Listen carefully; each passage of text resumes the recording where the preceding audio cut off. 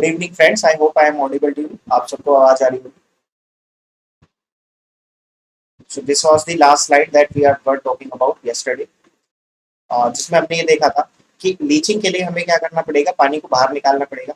जब लीचिंग के लिए पानी को बाहर निकालना पड़ेगा तो इट मीन्स व्हाट कि आपको ड्रेनेज की जरूरत है। ड्रेनेज की जरूरत है तो आप दो तरह से ड्रेन प्रोवाइड करते हो, one is surface and second is सब सरफेस। सरफेस ड्रेन हमने देख लिया था, सरफेस पानी को बाहर निकालने के लिए आपने ड्रेन्स प्रोवाइड की हुई हैं। One is shallow, second is deep. Deep को हम फ्रेंच ड्रेन भी बोलते हैं। Then we have the sub surface drainage. Sub surface drainage में आपको पाइपलाइन स्ट्रक्चर्स बिछाने पड़ेंगे ताकि जो आपकी वाटर टेबल है वो नीचे चली जाए।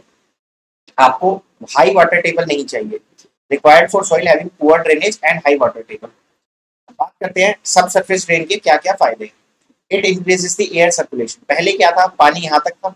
अब जब हमने यहाँ पर ये ड्रेन प्रोवाइड की, when we provide this drain, तो वाटर टेबल यहाँ से कहाँ पे चली गई, वाटर टेबल नीचे अप टू एयर। अगर वाटर टेबल नीचे आ चुकी है, इसका मतलब क्या है कि यहाँ पर एयर का सर्कुलेशन क्या कर गया है, इंक्रीज कर गया। And as the air circulation increases, आपकी यील्ड क्या हो जाएगी, बढ़ जाएगी। It reduces the soil erosion. ये सॉइल इरोजन को क्या करती है, रिड्यूस करती है। Third, reduction in the interference with the farming operations. जो आपकी सरफेस ड्रेन्स थी, जो आपकी सरफेस ड्रेन थी, उसमें क्या हो रहा था, पानी ऊपर से बह के आ रहा था। तो ये वाली जो सॉइल पार्टिकल्स है, the soil particles are also drained away. अगर सॉइल पार्टिकल्स भी बाहर जा रहे हैं तो उसको बोलते क्या है, सॉइल इरोजन। तो क्योंकि यहाँ पे हमने सरफेस से पानी को नहीं लिया, हमने कहाँ से लिया, हमने नीचे से पानी को लेके आ रहे हैं। और वहां पर ऐसा मैकेनिज्म है कि यहाँ पे सॉइल पार्टिकल्स इसके अंदर नहीं जा पा रहे। सॉइल पार्टिकल्स नहीं जा पा रहे तो सॉइल इरोजन के अंदर क्या आएगा, रिडक्शन होगा, पहली चीज। दूसरी चीज, ये जो सरफेस ड्रेन है या फिर आप कह सकते हो डीप सरफेस ड्रेन है, वो फार्मिंग ऑपरेशंस के साथ क्या कर सकते हैं। ये देखो यहाँ पे अगर हम फार्मिंग ऑपरेशंस करेंगे तो हमें दिक्कत आएगी। But these sub surface drain ये क्या है, ये काफी नीचे है। तो जो फार्मिंग ऑपरेशन होता है वो रूट जोन के अंदर होता है। तो ये जो ड्रेन्स है वो रूट जोन के भी नीचे है। दैट्स व्हाई ये फार्मिंग में कोई भी दिक्कत नहीं करती, फार्मिंग ऑपरेशंस में। So they reduce the interference with the farming operations. And इससे होता क्या है कि जो आपकी रूट्स हैं, पहले आपकी रूट्स जो थी वो केवल कहां तक जा पा रही थी, पहले आपकी रूट्स मात्र यहां तक जा पा रही थी। इससे नीचे जो रूट्स थी वहां पर एयर ही नहीं मिल रही थी। लेकिन अब क्या परमिट कर रहा है, यहाँ तक आपकी रूट्स जा सकती है। तो आपकी रूट की जो रूट जोन डेप्थ है वो भी क्या कर जाती है, इंक्रीज कर जाती है। Permits deeper roots. इसकी वजह से जो क्रॉप की यील्ड है वो क्या कर जाती है, इंक्रीज कर जाती है। These are the advantages of sub surface drainage. अब सब सरफेस ड्रेनेज को ही हम टाइल ड्रेन्स बोलते हैं। उसके लिए एक पर्टिकुलर हमें डिजाइन करना पड़ता है और उसकी ये कंडीशंस होती हैं। पहली, वो पोरस अर्दनवेयर के बने होते हैं, जो पाइप्स बने होते हैं। उन पाइप्स की जो शेप होती है वो सर्कुलर होती है। डायमीटर 10 से लेके 30 सेंटीमीटर तक चला जाता है। मिनिमम 10 से 15 सेंटीमीटर तो आपको रखना ही पड़ता है, so that there is no choking of the pipes. Next, lead और certain longitudinal slope varying from, जो आपका लॉन्गिट्यूडनल स्लोप होता है पाइप का, that longitudinal slope is what 0.05 से लेके 3% तक जाता है। Generally spaced at a such distance so as to capable the lowering of water table sufficiently below the water table. अब इस तरह से इन दोनों में स्पेसिंग रखते हैं। इसके सेंटर और इसके दो टाइल ड्रेन्स के सेंटर के बीच में जो डिस्टेंस होता है, जो स्पेसिंग होती है, वो इस तरह से रखा जाता है कि आपकी वाटर टेबल जो पहले थी उससे एक डिजायर्ड लेवल पर आपकी वाटर टेबल आ जाए। Clear? Next, for most plant top point of the water table must be at least 1 से 1.5 metre below the ground level. हालांकि वेरी करता है 0.7 से लेके 2.5 मीटर तक जो आपका रूट जोन डेप्थ है। लेकिन मोस्ट ऑफ द प्लांट्स के लिए हमारा जो वाटर टेबल है वो ग्राउंड सरफेस से 1 से 1.5 मीटर नीचे होना चाहिए। क्लियर? नेक्स्ट, टाइल ड्रेन्स में be place at about 0.3 metre below the desired water table level. जो भी डिजायर्ड वाटर टेबल लेवल है उससे टाइल ड्रेन्स का जो सेंटर होता है वो 0.3 मीटर नीचे होता है। ऐसा क्यों? सी है, ये आपका डिजायर्ड वाटर टेबल लेवल है। तो आपको पता है जहां पर आपने ये नोटिस भी किया होगा, जहां पर आपका आउटलेट होता है वहां पे पानी की डेप्थ क्या हो जाती है, कम हो जाती है। तो यहाँ पे आपका पानी बाहर निकल रहा है तो यहाँ पे पानी की डेप्थ कम होती है और सेंटर पे सब पानी की डेप्थ क्या होती है, सबसे ज्यादा होती है। तो ये हमारी डिजायर्ड वाटर टेबल लेवल है। तो यहाँ से हम जो सेंटर है यहाँ का इसका, उसके सेंटर को अप्रोक्सीमेटली 0.3 मीटर नीचे रखते हैं। 0.3 मीटर, 0.3 मीटर को आप क्या कह सकते हो, अप्रोक्सीमेटली 30 सेंटीमीटर। और आपको पता है डायमीटर कितना होता है पाइप का, इट इज अप्रोक्सीमेटली 30 सेंटीमीटर। 10 से लेके सॉरी 15 से लेके 10-15 से लेके 30 सेंटीमीटर तक जाता है। तो इट मींस व्हाट, इसका जो टॉप है और जो वाटर टेबल का मैक्सिमम हाइट होगी उन दोनों के बीच में अप्रोक्सीमेटली 30 सेंटीमीटर का डिफरेंस निकल के आएगा, नॉट 30, 15 सेंटीमीटर। क्लियर है? ये पानी, इसका सेंटर, इसके बीच में डिफरेंस है कितना, 30 सेंटीमीटर। तो अपर पोस्ट पॉइंट और इसके बीच में जो सेंटर जो डिफरेंस होगा that will be 15 centimetre approximately.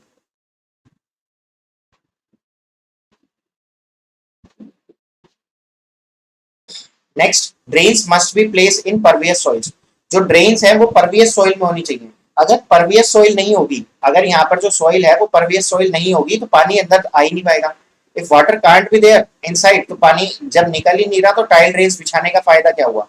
तो अगर आपकी सॉइल ऐसी है जो परमिट नहीं कर रही पानी को, तो आप क्या लगाओगे, you will apply the graded filter. Graded filter में क्या है कि यहाँ पर जो सॉइल पार्टिकल्स हैं उनका साइज ज्यादा है एंड धीरे धीरे सॉइल पार्टिकल का साइज रिड्यूस हो रहा है as moving away from the drain, gradually decreasing particle size of the soil away from the drain.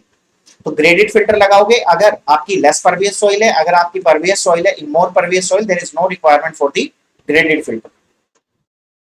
In less pervious soil, they must be surrounded by the graded या envelope filter. Water drained by the tile drain discharge into some bigger drains या deep surface drains. जो tile drain से पानी है वो surface drain, जो बिगर surface drain होगी वहां पर जाएगा and may be discharge into the outlet drain by gravity और पंपिंग। या तो उन पाइप के से जो पानी है वो आप ग्रेविटी एक्शन से भी बाहर निकाल सकते हो और पंप के माध्यम से भी बाहर निकाल सकते हो। तो ये होती है आपकी टाइल ड्रेन्स। इनका हम एक पर्टिकुलर डिजाइन करते हैं। डिजाइन में हमारे पास जो फॉर्मूला निकल के आता है that formula is what, I am not going into the derivation of it, derivation आपको मिल जाएगा। दो ड्रेन्स के बीच में दो ड्रेन्स के बीच में जो स्पेसिंग होती है centre to centre spacing, that centre to centre spacing is equals to में 4 times of k divided by cube b square minus a square, where s is what, spacing between the tile drains. Tile drains के बीच में spacing कितना है, K is the permeability of the soil। जो यहाँ पर soil है उसकी permeability कितनी है, that is the K। Next is B।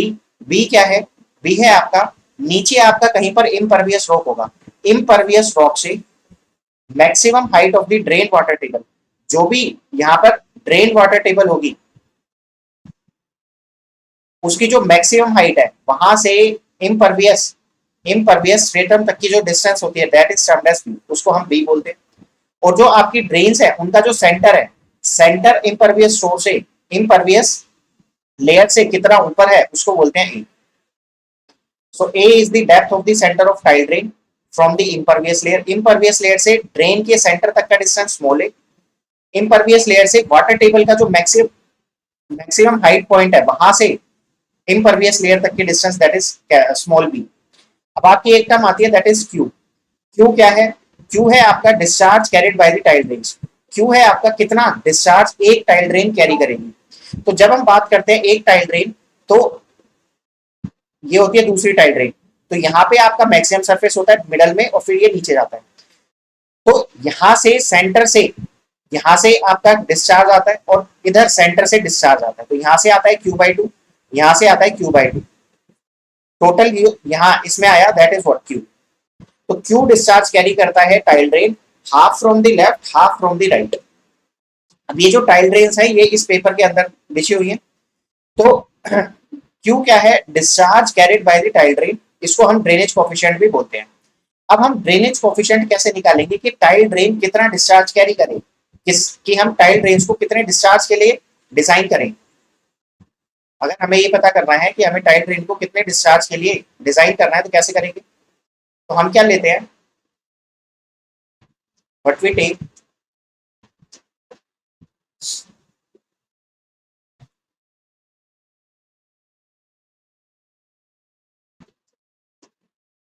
ठीक है, यहाँ पे एक और टाइल ड्रेन होगी, there will be another tile drain. तो इस टाइल ड्रेन और इस टाइल ड्रेन के बीच में जो सरफेस एरिया होगा, इस टाइल ड्रेन और इस टाइल ड्रेन के बीच में जो सरफेस एरिया होगा, या आप कह सकते हो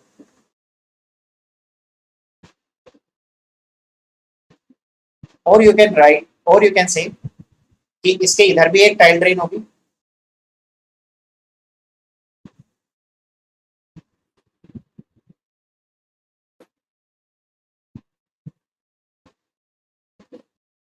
इसके इधर भी एक टाइल ड्रेन होगी। तो इसके हाफ से लेके और इसके हाफ तक का जो ये सरफेस एरिया है, इस सरफेस एरिया से जो डिस्चार्ज है, जो भी बारिश होगी वो इसके अंदर जाएगा। तो हम क्या मानते हैं, जो डिस्चार्ज है Q, that Q is the value of total discharge carried by the tile drains, which is taken equal to 1% of annual average rainfall to be drained in 24 hours, and this is also termed as drainage coefficient. इसका मतलब क्या है, इसका मतलब है पूरे साल इस सरफेस पर जितनी बारिश हुई, पूरे साल इस सरफेस पर जितनी भी बारिश हुई, उसका 1% हिस्सा ले लोगे, उसका 1% जो भी डिस्चार्ज आएगा, उस डिस्चार्ज को, उस वॉल्यूम ऑफ वाटर को आपको 24 घंटे के अंदर ड्रेन कराना है। डिस्चार्ज क्या होता है, डिस्चार्ज होता है वॉल्यूम अपॉन टाइम। तो 24 घंटे में आपको कितना वॉल्यूम आपको इस टाइल ड्रेन से पास कराना है, जो भी टोटल रेनफॉल होगी इतने एरिया से, उसका 1% हिस्सा, 1% ऑफ टोटल एनुअल रेनफॉल जो होगी वो आपको 24 घंटे के अंदर ड्रेन आउट करानी है। किससे, एक टाइल ड्रेन से। क्या ये बात क्लियर, समझ में आई? I hope you get it.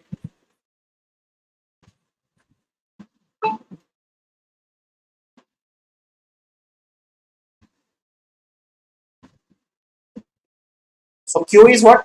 The value of total discharge carried by tile drains, which is taken equal to 1% of annual average rainfall to be drained in 24 hours.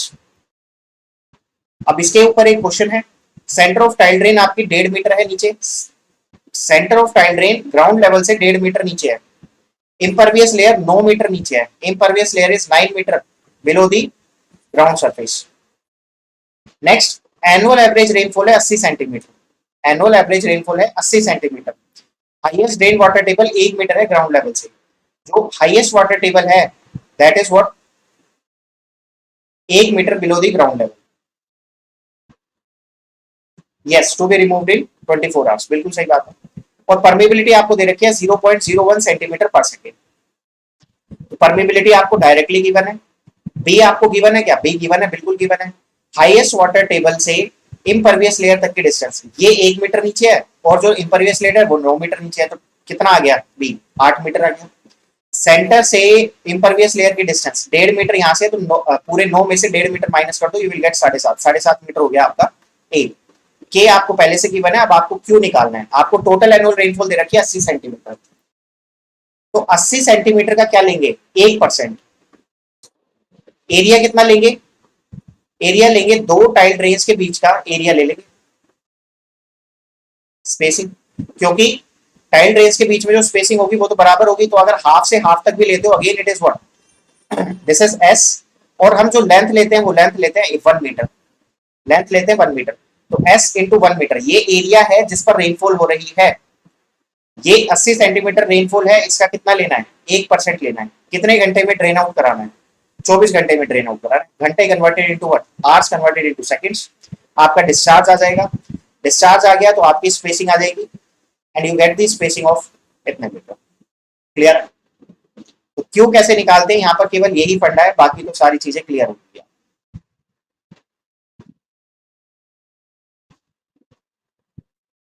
Next last topic of this first chapter is what, mulching. Mulching क्या होता है, ये आपके exam में पूछा गया था। Mulching क्या है, process of spreading of external material on the soil to increase the infiltration and reduce the evaporation. जब आप इरिगेशन वाटर को सप्लाई करते हो अपने फील्ड के ऊपर, तो उस फील्ड पर कुछ ऐसा मटेरियल बिछा देते हो ताकि जो वो मटेरियल है वो पानी के ऊपर तैरने लग जाए, ताकि जो इवैपोरेशन के लिए सरफेस एरिया है वो रिड्यूस हो जाए और आपका ज्यादा से ज्यादा पानी क्या हो जाए, इन्फिल्ट्रेट हो जाए। तो to get the more infiltration आप क्या करते हो, ऐसा मटेरियल बिछा देते हो पानी के ऊपर कि आपका इवैपोरेशन क्या हो जाए, कम हो जाए, to reduce the evaporation. This is known as mulching. Now we move on to the next chapter, that is water requirements of the crop. अब ये तो इनिशियली मैंने आपको बता दिया कि हर क्रॉप को जो रिक्वायरमेंट है पानी की, वो एक सुटेबल इंटरवल पर होती है, फिक्स्ड इंटरवल पर, फिक्स्ड क्वांटिटी की रिक्वायरमेंट होती है, और पूरे ग्रोथ पीरियड के दौरान उसको जरूरत पड़ती है इस चीज की। तो every crop requires certain quantity eight fixed interval through out it's what, growth period. हाँ, जैसे लीव्स, ग्रास एटसेट्रा को रिमूव, मतलब कोई भी चीज जो आपने उस पानी के ऊपर एक तरह से डाल दी है, जैसे कि शुगर केन की जो लीव्स होती हैं उनको आप डाल देते हो, वो एक तरह से आपके फर्टिलाइजर का भी काम करती हैं और वो आपके इवोपरेशन रेट को भी क्या कर देती है, रिड्यूस कर देती है। तो हर क्रॉप को रिक्वायरमेंट है certain quantity of the water at fixed interval through out its growth period. For example आपको हर बार 8 सेंटीमीटर पानी चाहिए, depth of water is required after every 2 weeks, after every 2 weeks. तो हम क्या बोलेंगे, वाटर रिक्वायरमेंट क्या है, हमें 40 सेंटीमीटर टोटल पानी सप्लाई करना है, 8 + 8 + 8 + 8 + 8 टोटल है 40 सेंटीमीटर। तो 40 सेंटीमीटर पानी हमें सप्लाई करना है at the rate 2 weeks interval. तो हर 2 हफ्ते में हमें पानी सप्लाई करना है और टोटल पानी जो सप्लाई करना है that is 40 centimetre. Clear, this is the water requirements of the crop. अब यहाँ पे अभी तक आपने बहुत सारी टर्म, बहुत बार ये एक टर्म सुन ली है, growth period. What do you mean by this growth period? तो ग्रोथ पीरियड को पढ़ने से पहले समझते हैं what do you mean by the crop period and what do you mean by the base period. Crop period क्या होता है, the time at the instant of sowing, जब आपने क्रॉप को ग्रो किया, सीड को ग्रो किया और जब आपने अपने प्लांट को हार्वेस्ट किया, इन दोनों पॉइंट ऑफ टाइम के बीच का जो टाइम इंटरवल होता है उसको बोलते हैं crop period. To the instant of sowing to the instant of harvesting. And base period क्या होता है, बेस पीरियड होता है जब आप फर्स्ट वाटरिंग प्रोवाइड करते हो और जब आप लास्ट वाटरिंग प्रोवाइड करते हो, उन दोनों के बीच का जो डिस्टेंस होता है that is what base period. Again first watering और लास्ट वाटरिंग के बीच के टाइम पीरियड को हम बोलते हैं base period. Instant of sowing और इंस्टेंट ऑफ हार्वेस्टिंग के बीच का जो टाइम पीरियड है उसको बोलते हैं क्रॉप पीरियड। तो आपको यहाँ से समझ में आ रहा होगा कि जब हम सीड को ग्रो करते हैं और जब हार्वेस्ट करते हैं तो हमें अपने ग्राउंड को सूखा रखना होता है। हमें उस समय पर हम क्या नहीं करते, वाटरिंग नहीं करते। वाटरिंग जब हम क्रॉप को, सीड को ग्रो करते हैं उसके कुछ टाइम बाद करते हैं, और जब हमें हार्वेस्ट करना होता है उससे पहले हम लास्ट वाटरिंग करते हैं। तो base period is always less than what, crop period. Crop period से हमेशा बेस पीरियड क्या होगा, कम निकल के आएगा।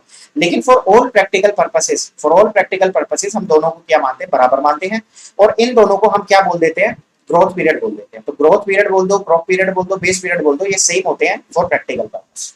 जो हम पढ़ेंगे इरिगेशन में that is same thing. Next है आपका, तो ग्रोथ पीरियड आपको समझ में आया होगा। नेक्स्ट है आपका delta of the crop. Delta of the crop क्या है कि आपको कितनी डेप्थ तक पानी को स्टोर करना है अपने ग्राउंड के अंदर। The quantity of water required by the crop for its optimum full growth. कितनी डेप्थ तक पानी को स्टोर करना है कि आपकी जो क्रॉप है उसकी ऑप्टिमम यील्ड आपको मिले throughout its growth period, that is known as the delta of the crop. जैसे यहाँ पर इस क्रॉप को कितने सेंटीमीटर की रिक्वायरमेंट है ओवरऑल, 40 सेंटीमीटर। तो ये जो 40 सेंटीमीटर है ये क्या है, basically it is the delta, कि आपकी क्रॉप को 40 सेंटीमीटर पानी चाहिए। अब ये जो 40 सेंटीमीटर पानी है इसको आपको इंटरवल्स में प्रोवाइड करना। क्लियर? तो डेल्टा है टोटल कितना पानी चाहिए। In general water supplied at every interval, जो हर बार हर इंटरवल पे आप पानी सप्लाई करते हो वो इन जनरल 5 से 10 सेंटीमीटर करते हो।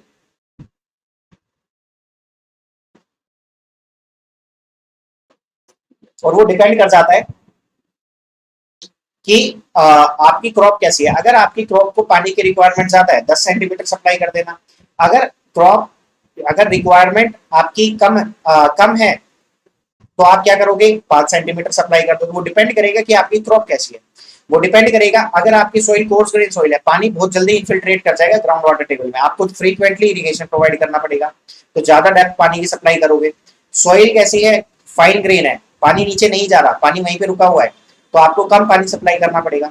फिर क्लाइमेट के ऊपर डिपेंड कर जाता है, समर सीजन में आपको ज्यादा पानी सप्लाई करना पड़ता है, विंटर में आपको कम करना पड़ता है। नेक्स्ट जो आपका फ्रीक्वेंट इंटरवल होता है वो होता है 6 से 15 दिन।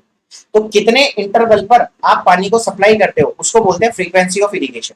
तो फ्रीक्वेंसी कितनी होती है, 6 से 15 दिन, और जो आपकी डेप्थ होती है वो इन जनरल 5 से 10 सेंटीमीटर होती है। क्या सर इससे कम या इससे ज्यादा कर सकते हैं? बिल्कुल कर सकते हो, कोई दिक्कत वाली बात नहीं। वो डिपेंड करता है किसके ऊपर, crop type, crop, soil and climate के ऊपर। Next, delta can be expressed in volume. आप इस डेल्टा को वॉल्यूम में भी लिख सकते हो, डेप्थ में भी लिख सकते हो, डिस्चार्ज में भी लिख सकते हो। इरिगेशन में हम इसको डेप्थ की फॉर्म में लिखते हैं। तो हम क्या मान लेते हैं, हम एरिया को 1 मीटर इंटू 1 मीटर मान लेते हैं, and D is the depth, कि कितनी डेप्थ तक आपको पानी को स्टोर करना है अपने सॉइल के अंदर। फिर से ये डेप्थ पानी की डेप्थ नहीं होती है। क्लियर है? मतलब डेप्थ तो पानी की है, बट जब सॉइल में स्टोर होती है तो वो 8 सेंटीमीटर में स्टोर नहीं होती है, वो सॉइल के वॉइड्स में पानी स्टोर होता है। तो टोटल सॉइल के वॉइड्स में कितना पानी स्टोर होगा। अगर हम उस सॉइल को ऐसे कंप्रेस करने के बाद उस पानी को निकाले, तो उस पानी को अगर हम 1 मीटर इंटू 1 मीटर एरिया के ऊपर छोड़ दें तो उसकी जो डेप्थ निकल के आएगी, that is what this 8 centimetre, जो मैंने आपको एग्जांपल में बताई हुई है। कितनी होती है वो निकालेंगे हम। ये बात क्लियर है? नेक्स्ट है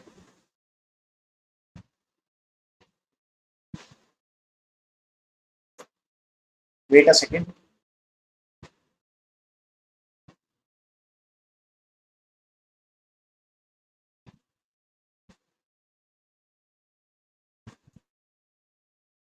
नेक्स्ट है, आपको कुछ इंपॉर्टेंट क्रॉप्स के डेल्टा पता होने चाहिए।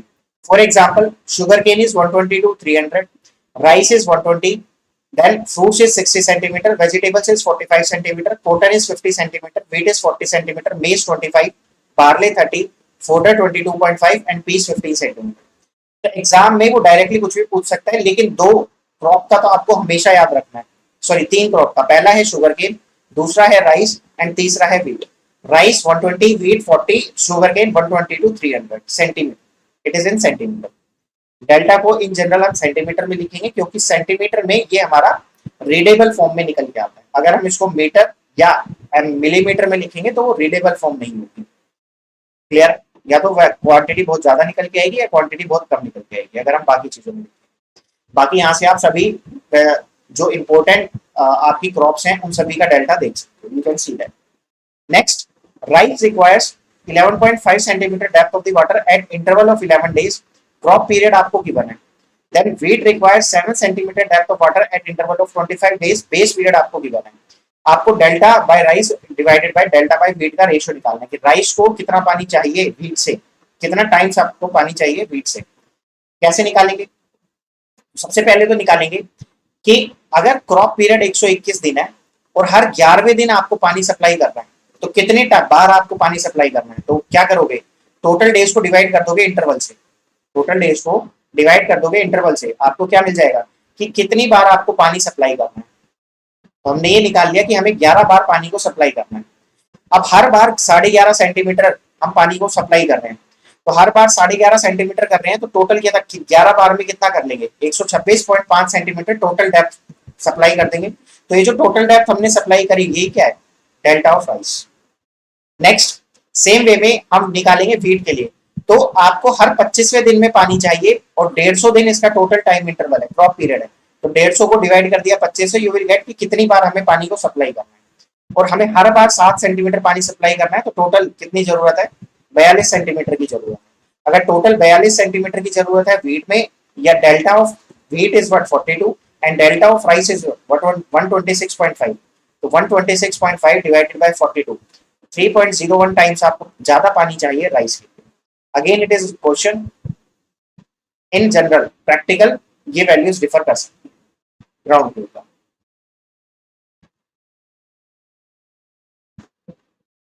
क्लियर है? नेक्स्ट इज डेल्टा हमने देख लिया। नेक्स्ट जो आपकी टर्म आती है, बेस पीरियड हम देख चुके हैं, डेल्टा देख चुके हैं। Now we are talking about the duty, duty of irrigation water. Duty क्या होता है? ड्यूटी होता है कि एक पर्टिकुलर डिस्चार्ज से आप कितना एरिया इरिगेट कर पाते हो। एक पर्टिकुलर डिस्चार्ज से आप कितना एरिया इरिगेट कर पाते हो through out it's base period, उसको बोलते हैं ड्यूटी। अगेन, आपका एक पर्टिकुलर डिस्चार्ज है, पर यूनिट डिस्चार्ज आप कितना एरिया इरिगेट कर पा रहे हो through out it's base period. अगर आपने डिस्चार्ज को, मतलब जो पानी है उसकी जो सप्लाई है वो बंद नहीं की है through out the base period, तो जितना दिन आपकी क्रॉप थी ग्राउंड पे, उतने दिन तक आपने रेगुलर पानी को एक कांस्टेंट डिस्चार्ज से सप्लाई किया, तो कितना एरिया इरिगेट किया आपने, that is known as the duty. तो कितना एरिया इरिगेट किया, तो एरिया की यूनिट हम मानते हैं हेक्टेयर में, और डिस्चार्ज आप क्या मानते हो, कांस्टेंट क्यूबिक। तो कितने हेक्टेयर आप क्या कर पा रहे हो, इरिगेट कर पा रहे हो पर unit discharge is known as what, duty of irrigation water. Defined as the hectares of field irrigated for full growth of the crop by the supply of 1 cubic of water continuously during the entire base period of the crop। अब base period आप किससे denote करते हो, B से denote कर सकते हो। तो बेस पीरियड क्या होता है ये सब आपको पता है ना। Volume of water applied through out the base period, तो टोटल कितना पानी सप्लाई करोगे। अगर 20 दिन तक आप 1 मीटर क्यूब पर सेकंड से पानी सप्लाई करो, तो 1 मीटर क्यूब पर सेकंड 20 दिन तक, यहाँ डेज है, days converted into what seconds, तो इतने मीटर क्यूब पानी आपने सप्लाई कर दिया 86,400 बी। आपने माना लॉसेस आर जीरो, कोई लॉस नहीं हो रहा है, तो जितना आपने सप्लाई किया उतना ही पानी स्टोर हो जाना चाहिए आपकी सॉइल के अंदर। तो पानी कितना स्टोर होता है सॉइल के अंदर?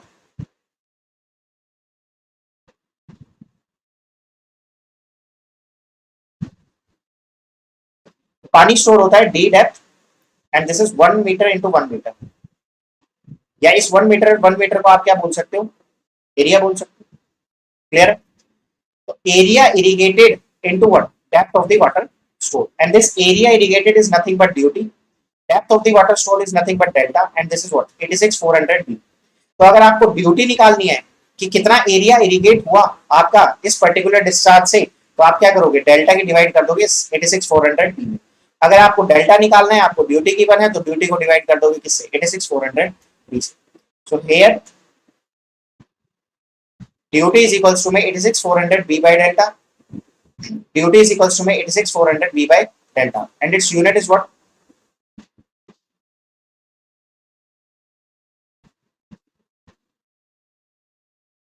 अगर आपको यहाँ पे जो एरिया है वो आपने लिया है मीटर स्क्वायर में, अगर आप इसको कन्वर्ट करते हो हेक्टेयर में, you have to multiply it what? 10 की पावर -4। आपको 10 की पावर -4 से क्या करना होगा? मल्टीप्लाई करना पड़ेगा। Your answer will come out to be hectare per cubic, क्योंकि आपको ड्यूटी की जो यूनिट चाहिए वो चाहिए हेक्टेयर पर क्यूबिक। तो यहाँ से अगर आप देखो तो आपका जो ड्यूटी है that is in hectare per cubic. जो आपने टाइम को रखा, जो यहाँ पे बी था,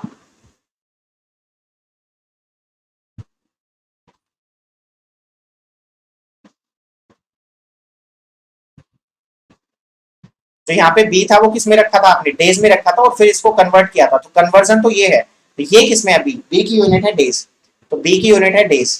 नेक्स्ट है आपका डेल्टा। डेल्टा आपने किस में रखा है? डेल्टा आपने यहाँ पे रखा है मीटर के अंदर। Area metre square, this is in metre, and this is what? In metre cube, क्योंकि आपको यूनिट्स को क्या करके चलना है? सेम मान के चलना है। तो अगर यहाँ पे डेल्टा मीटर में है, तो यहाँ पे डेल्टा किस में है? मीटर में है। तो अगर आप फॉर्मूला लिखते हो डी इज इक्वल्स टू में 8.64 B by delta, here delta is in what? Metre.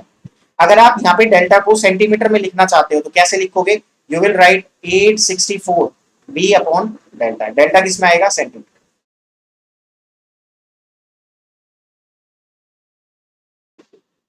Clear? Next, जो अप्रोक्सीमेटली हमने ड्यूटीज देखी हैं डिफरेंट क्रॉप्स की, आप ड्यूटीज निकाल सकते हो।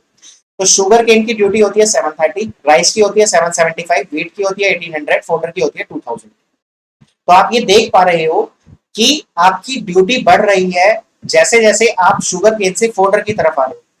आप डेल्टा, जो डेल्टा था शुगर केन का वो था 120 से लेके 300, राइस का कितना था? 120, व्हीट का कितना था? 40, फोडर का कितना था? 22.5। तो आपका जो डेल्टा है वो रिड्यूस होता है तो आपकी ड्यूटी बढ़ती है। डेफिनेशन से पता लगा सकते हो कि अगर हमें पानी की रिक्वायरमेंट कम है, पानी की रिक्वायरमेंट कम है तो हम ज्यादा एरिया इरिगेट कर पाएंगे सेम डिस्चार्ज से। वही यहाँ पे आपको दिख रहा है, डेल्टा जैसे जैसे कम हो रहा है, जैसे जैसे पानी की रिक्वायरमेंट कम है, आप ज्यादा एरिया इरिगेट कर पा रहे हो for the same discharge. Clear? Next आपको क्वेश्चन कैसा मिलेगा? आपको डेल्टा निकालना होगा, ड्यूटी बेस पीरियड गिवन होगा, तो ड्यूटी पता है आपको, बेस पीरियड पता है, डेल्टा आपका निकल जाए।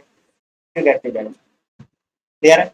यूनिट्स का ध्यान रखना, अगर आपको यूनिट समझ में नहीं आ रही या यूनिट्स याद नहीं रहती तो go for the standard units, आप स्टैंडर्ड यूनिट से निकाल सकते हो। Go for the standard units. Next है आपका diversion scheme of the irrigation. Irrigation के लिए आपके डिफरेंट डिफरेंट डाइवर्जन स्कीम्स होती हैं।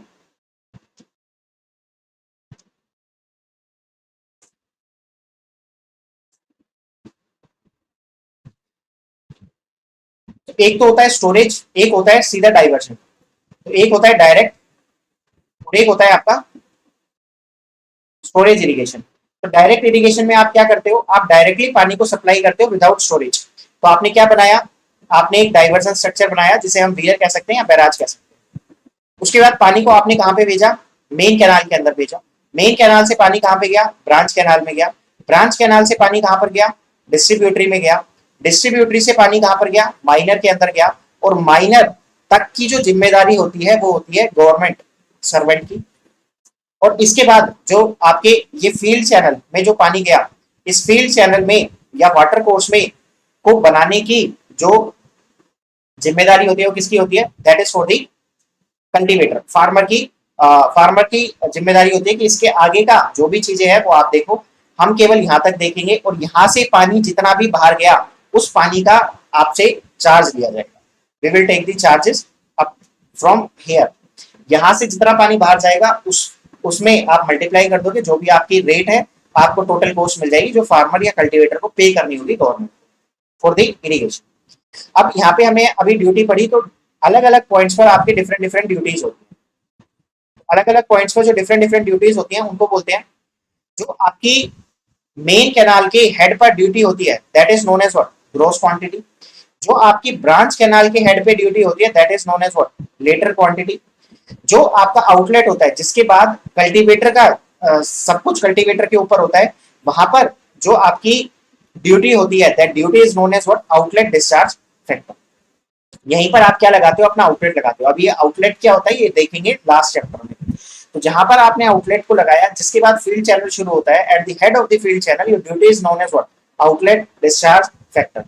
और जो आपका फील्ड है, फील्ड के हेड पर जो आपकी ड्यूटी होती है that duty is known as what, net quantity. तो मेन कैनाल के हेड पे ग्रॉस क्वांटिटी, ब्रांच कैनाल के हेड पे लेटरल क्वांटिटी, आउटलेट पर आउटलेट डिस्चार्ज फैक्टर या फील्ड चैनल के हेड पर आउटलेट डिस्चार्ज फैक्टर, और फील्ड चैनल के एंड पर या फील्ड के हेड पर आपकी जो ड्यूटी होती है दैट इज नेट क्वांटिटी, उसको हम नेट क्वांटिटी बोलते हैं। तो these are the duties at various places. So important points क्या है, duty depends upon the types of crop.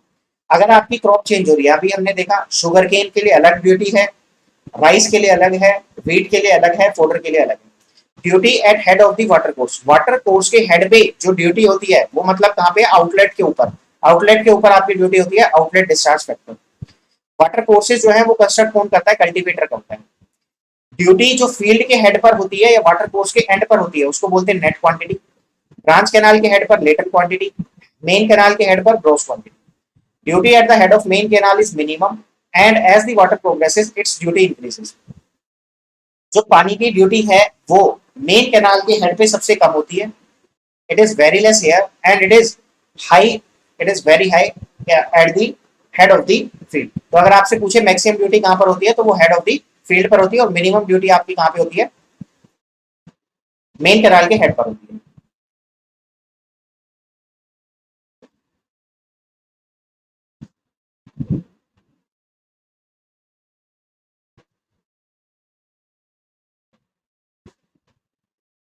Clear है, किसी को कोई डाउट इसमें? यहां पर मिनिमम क्यों होती है, यहां पर मिनिमम इसलिए होती है इनवर्सली प्रोपोर्शनल टू डिस्चार्ज। यहाँ पर मिनिमम क्यों होती है, यहाँ पर मिनिमम इसलिए होती है कि यहाँ से पानी को जब जाना होता है तो यहाँ से यहाँ पर क्या हो जाते हैं, लॉस हो जाते हैं। तो अगर आपने यहाँ से 100 मीटर क्यूब पर सेकंड से पानी को छोड़ा तो यहाँ पर इस पॉइंट तक पहुंचते पहुंचते वो 50 मीटर क्यूब पर सेकंड बचता है। तो फील्ड के अंदर कितना पानी गया, 50 मीटर क्यूब पर सेकंड। तो आपने यहाँ से कितना सेंड किया था, 100 मीटर क्यूब पर सेकंड। तो फील्ड में कम पानी पहुंचा जब आप यहाँ से देख रहे हो, लेकिन जब आप ये देखते हो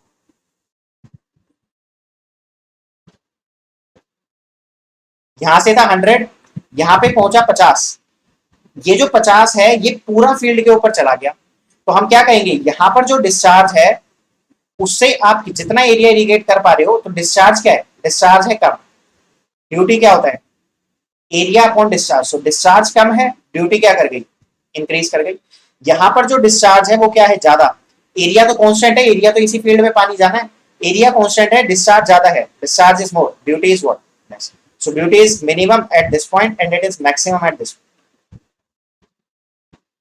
next, water flows from the main canal to the branch canal, ये मैंने आपको बता दिया है। During passage of water from one point to the another point, losses of water.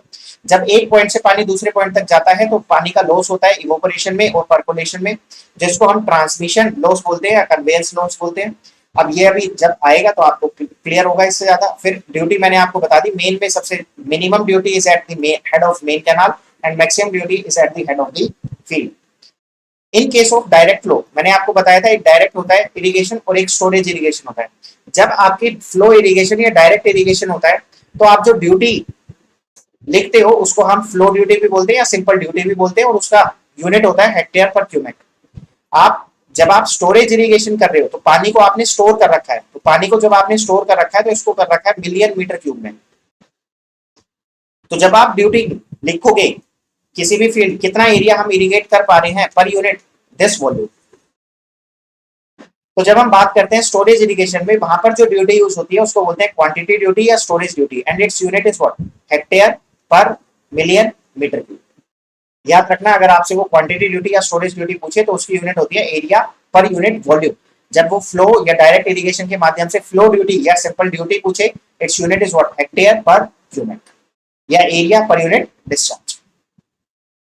Next है आपका किन किन फैक्टर्स के ऊपर आपकी ड्यूटी जो है वो डिपेंड करती है।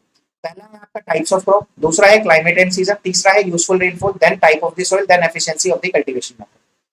ड्यूटी क्या है, कितना ज्यादा एरिया आप इरिगेट कर पा रहे हो for a particular discharge.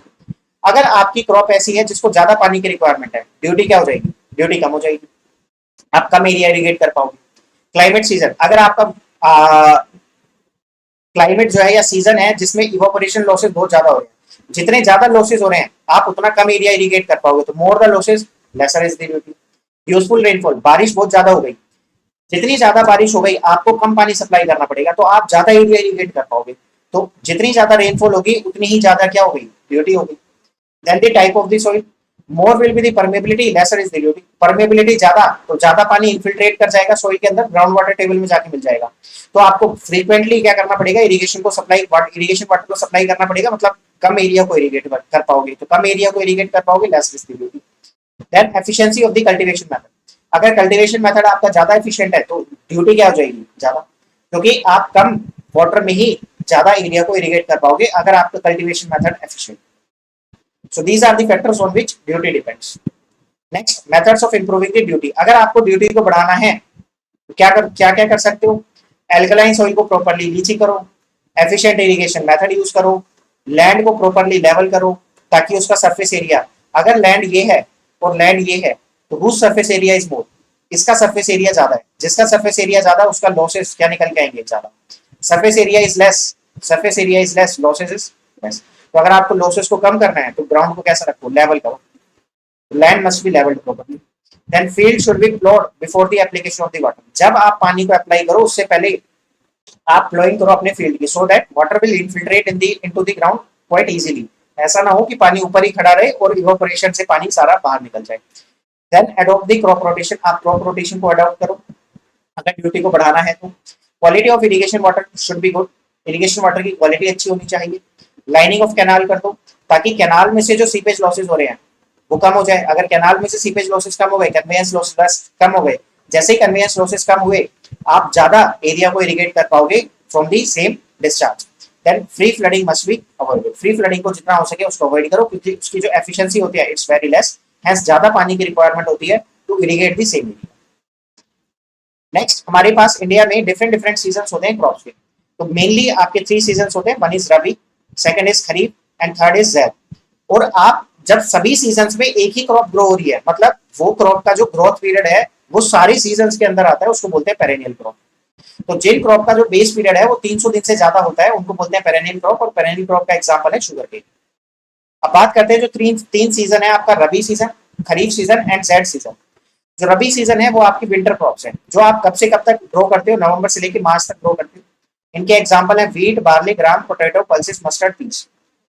To the point आपको ये सारे याद करने हैं, एग्जैक्ट आपको ये रटे होने चाहिए, क्योंकि वो क्या करता है, वो पूछ लेता है इनमें से रबी क्रॉप कौन सी है, 4 ऑप्शन देगा, 3 आपके खरीफ क्रॉप दे देगा और 1 आपकी क्या दे देगा, रबी क्रॉप दे देगा। तो बहुत ही आसान है ये याद करने का, रट के चले जाना, एक क्वेश्चन आएगा ही आएगा इनमें से। नेक्स्ट है आपका खरीफ क्रॉप। खरीफ क्रॉप आपकी समर क्रॉप्स है जिसको हम मॉनसून क्रॉप भी बोलते हैं। देन जून से अक्टूबर आप इसको ग्रो करते हो, for example rice, maize, cotton, groundnut, jowar, bajra etcetera. Then we have the zaid crop, ये हॉट समर क्रॉप्स हैं, अप्रैल टू जून आप क्या करते हो, इनको ग्रो करते हो। जब रबी की क्रॉप जो है वो कट जाती है, फसल कट चुकी होती है, और खरीफ की क्रॉप आप कब बोते हो, जब आपका मानसून सीजन आता है। इसके बीच में आपको जो महीने मिलते हैं उसको बोलते हैं हॉट समर क्रॉप्स। इस समय पे ना बारिश होती है ना पानी की अवेलेबिलिटी होती है। So you will go for what, leafy vegetables, fruits वगैरह, यहाँ पर आप जाते हो अप्रैल से जून के बीच में, और आप इनको ग्रो करते हो। नेक्स्ट वी है जो इंपॉर्टेंट टर्मिनोलॉजीज हम पढ़ रहे थे regarding the water requirements of the crop, उसमें नेक्स्ट आपकी आती है क्रॉप रेशियो। क्रॉप रेशियो होता है it is the ratio of the area irrigated during the kharif season two the area irrigated during the rabi season. Kharif season में कितना area आपने irrigate किया डिवाइडेड बाय रबी सीजन में आपने कितना एरिया इरिगेट किया, it is the crop ratio. आपको पता है खरीफ सीजन कौन सा सीजन है, समर। यहाँ पे पानी की रिक्वायरमेंट क्या है, ज्यादा। क्योंकि पानी की रिक्वायरमेंट ज्यादा है, आप कम एरिया को इरिगेट कर पाओगे, कम एरिया को इरिगेट कर पाओगे, ड्यूटी क्या हो जाएगी, लेस। तो area irrigated during kharif season is less. Next जो रबी सीजन है वो आपका कैसा है, विंटर सीजन है। विंटर सीजन है, पानी की रिक्वायरमेंट क्या है, कम है। पानी की रिक्वायरमेंट कम है, आप ज्यादा एरिया इरिगेट कर पाओगे, ज्यादा एरिया इरिगेट कर पाओगे, duty will be more. Duty भी ज्यादा है, एरिया भी ज्यादा इरिगेट कर रहे हो, तो एरिया ज्यादा इरिगेट कर पा रहे हो, तो नीचे जो डिनोमिनेटर है it will B more then the numerator. अगर डिनोमिनेटर ज्यादा है तो इसकी वैल्यू इन जनरल 0.5 होती है, in general it is less than, ये 1 से कम निकल गया। नेक्स्ट है आपका ओवरलैप अलाउंस। ओवरलैप अलाउंस क्या होता है कि हमें ये तो पता है कि जो हमारी खरीफ सीजन में क्रॉप है उसके तो उसको कितना पानी चाहिए, हमें ये भी पता है कि रबी सीजन में कितना पानी चाहिए। लेकिन ऐसा भी तो हो सकता है कि कोई क्रॉप आपकी खरीफ सीजन में भी हो रबी सीजन में भी हो, जैसे पेरेनियल क्रॉप। तो ये खरीफ सीजन में कितने पानी की रिक्वायरमेंट है आपको डिस्चार्ज पता है, रबी सीजन का डिस्चार्ज पता है, जैद का डिस्चार्ज पता है, और पेरेनियल को डिस्चार्ज पता है। तो आप क्या करोगे, आपको इस खरीफ सीजन में जो भी पानी सप्लाई करना है, वो जो ये खरीफ सीजन खरीफ क्रॉप के लिए डिस्चार्ज चाहिए वो तो करना ही है, इसके साथ साथ पेरेनियल में जो डिस्चार्ज चाहिए वो भी करना है। तो आपको क्या करना पड़ेगा, दोनों डिस्चार्जेस को ऐड करके पानी को सप्लाई करना पड़ेगा। तो water when crop requires water for its crop season and also for some time in the beginning of next cropping season, provision has to be made for the uh, additional water termed as what, overlap allowance। इसको हम overlap allowance बोलते हैं। For example, discharge in kharif plus discharge in perennial, discharge in rabi plus discharge in perennial, discharge in z plus discharge in perennial। इसके साथ साथ आप क्या होता क्या है कि कभी कभी जो क्रॉप आप ग्रो करते हो वो मॉनसून की वजह से कुछ लेट हो जाती है। अगर क्रॉप की जो आपने ग्रो किया वो लेट हो गई, तो कभी कभी कुछ एरिया ऐसा होता है कि आपकी क्रॉप तो खरीफ है बट वो यहाँ पर रबी सीजन में भी आप क्या करते हो, उसमें पानी सप्लाई करते हो, क्योंकि आप उसकी हार्वेस्टिंग होनी है यहाँ पर। तो यहाँ पर क्या होता है, रबी और खरीफ का डिस्चार्ज भी कभी कभी ओवरलैप कर जाता है, कुछ क्वांटिटी तक ओवरलैप कर जाता है। तो इसी ओवरलैप को बोलते क्या है, ओवरलैप अलाउंस। नेक्स्ट है आपका पैलियो इरिगेशन। वो पानी जो आप क्रॉप को ग्रो करने से पहले सप्लाई करते हो सो दैट आप फार्मिंग ऑपरेशंस कर पाओ, लाइक टिलिंग एंड प्लॉइंग, उसको बोलते हैं paleo irrigation. In initial stages before the crop is sown the field is very dry, field काफी ड्राई हो जाता है। उस केस में आप सॉइल के अंदर कुछ मॉइस्चर डालते हो सो दैट आप सो कर सको, आप फ्लो कर सको, टिलिंग कर सको आप ग्राउंड की। It is known as what, paleo irrigation. Paleo irrigation आपने क्रॉप को ग्रो करने से पहले ही जो पानी सप्लाई किया है वो है। नाउ पडिंग होता है water added so that evaporation losses become less. अगर आप वो पानी जो एडिशनल पानी आप ऐड कर रहे हो इरिगेशन में, जो आपका इवेपोरेशन में लॉस्ट हो जाता है उसको बोलते हैं पडिंग। तो वाटर दैट इज, ये पानी आपको चाहिए था क्रॉप की ग्रोथ के लिए, आपने कुछ पानी जो एक्स्ट्रा सप्लाई किया इसको बोलते हैं पडिंग। ये क्या करेगा, ये पानी इवेपोरेट होगा और ये पानी जो आपको इन्फिल्ट्रेट कराना था वो आपका इन्फिल्ट्रेट हो जाएगा। तो पडिंग क्या है, water added so that evaporation losses becomes what, less. Clear है। नेक्स्ट है आपका कोर वाटरिंग और कोर पीरियड। कोर वाटरिंग और कोर पीरियड क्या होता है, कोर वाटरिंग और कोर पीरियड होता है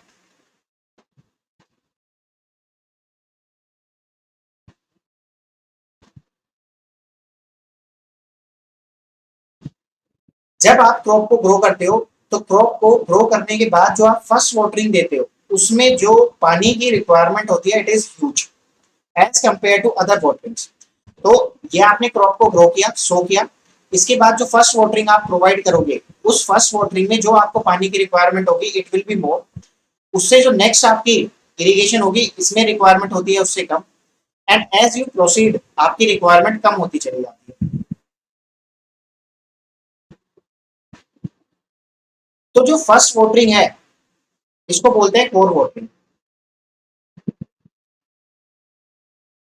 और जिस टाइम इंटरवल के बीच में आपको ये कोर वाटरिंग प्रोवाइड करनी ही पड़ेगी, इस कोर वाटरिंग को सप्लाई करना ही पड़ेगा, उस टाइम इंटरवल को बोलते हैं कोर पीरियड। क्लियर है? किस टाइम इंटरवल के अंदर आपको ये कोर वाटरिंग करनी है, कोर पीरियड, और कितनी करनी है, कोर वाटरिंग। तो डेफिनेशन क्या हो गई, डेफिनेशन हो गई आपकी और first watering after the sowing of the crop when crop is few centimetre high. जब आपकी क्रॉप फ्यू सेंटीमीटर हाई है, जो फर्स्ट वाटरिंग आप सप्लाई करते हो that is known as the kor watering. This is the maximum single watering followed by other waterings at suitable intervals as required by the crops. Optimum depth जो होती है kor watering की, rice के लिए 19 होती है, व्हीट के लिए 13.5 सेंटीमीटर होती है, याद कर लेना। डेल्टा याद करना है, कोर वाटरिंग याद करनी है आपको। And core period, fixed limited period of the kor watering, just time period के अंदर आपको ये कोर वाटरिंग, ये 19 सेंटीमीटर पानी सप्लाई कर देना है, उसको बोलते हैं core period. Discharge in this period is maximum, क्योंकि सबसे ज्यादा पानी इसी में सप्लाई करना है तो डिस्चार्ज भी मैक्सिमम होगा। कोर पीरियड आपके डिफरेंट क्रॉप्स का, राइस का होता है 2 से 4 हफ्ते, मतलब जो फर्स्ट वाटरिंग है वो 2 से 4 हफ्ते के बीच में हो जानी चाहिए। व्हीट के लिए जो फर्स्ट वाटरिंग है वो 3 से 8 हफ्ते के बीच में हो जानी चाहिए। इनिशियली जो वाटर की रिक्वायरमेंट है it is more, so it is core watering, इसी को बोलते हैं कोर पीरियड। जब आपकी क्रॉप क्या होती है, फ्यू सेंटीमीटर हाई होती है, देन आपकी क्रॉप की वाटर की रिक्वायरमेंट धीरे धीरे कम होती चली जाती है। अगर कोर वाटरिंग आपने इस core period is not received by the plant at desired time period, जो कोर पीरियड है, देन प्लांट सफर सिग्निफिकेंट लॉस और यील्ड क्या निकल के आते हैं, it's yield will be less, yield बहुत ही कम निकल के आती है। नेक्स्ट जो आपकी इंपॉर्टेंट टर्म है that is cash crop. Cash crop वो क्रॉप है जो प्रोसेसिंग के लिए आप मार्केट में बेचने जाते हो, डायरेक्टली कंज्यूम नहीं करते। The crops which can not be consumed directly and encashed in the market for processing are known as the cash crop. In general जो नॉन फूड क्रॉप होती हैं उनको हमने इसमें डाला हुआ है। एग्जांपल जूट हो गया, टी हो गया, कॉटन, टोबैको, शुगर। व्हीट भी आप मार्केट में बेचने जाते हो, व्हीट को आप मार्केट में बेचने तो जाते हो, बट क्योंकि ये नॉन फूड क्रॉप नहीं है तो इसको आपने इंक्लूड नहीं किया। क्लियर? शुगर केन को यहाँ पे इंक्लूड किया गया। Can not be consume directly, sold in market for the cash. Next है आपकी जो अभी तक शुरू से लेकर अब तक पढ़ते आ रहे हो, क्रॉप रोटेशन। क्रॉप रोटेशन क्या है?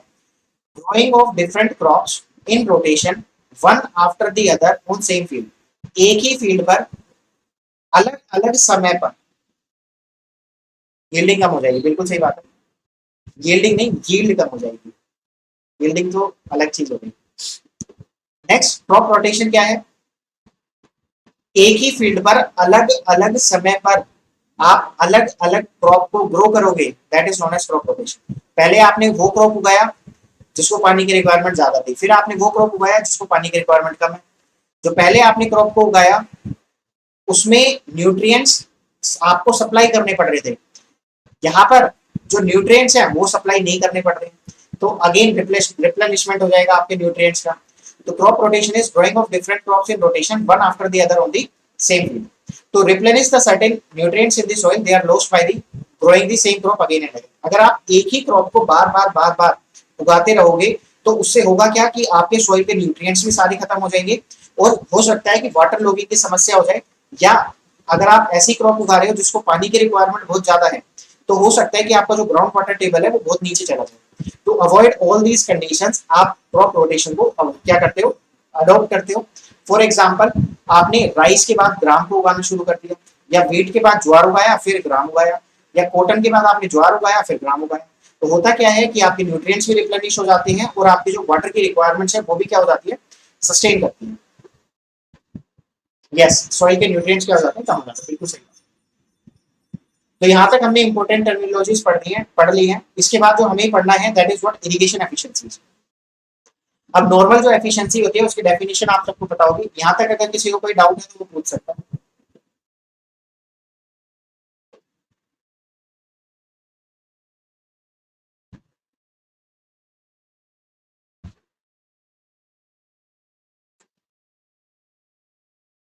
बात करते हैं irrigation efficiency. Efficiency of any system जो है वो डिपेंड किसके ऊपर करती है, कितना आपको आउटपुट मिला और कितना आपने इनपुट दिया, यही रेशियो क्या कहलाता है, एफिशिएंसी कहलाता है। कितना आपको आउटपुट मिला, कितना इनपुट देने के बाद। आपने 100 किलो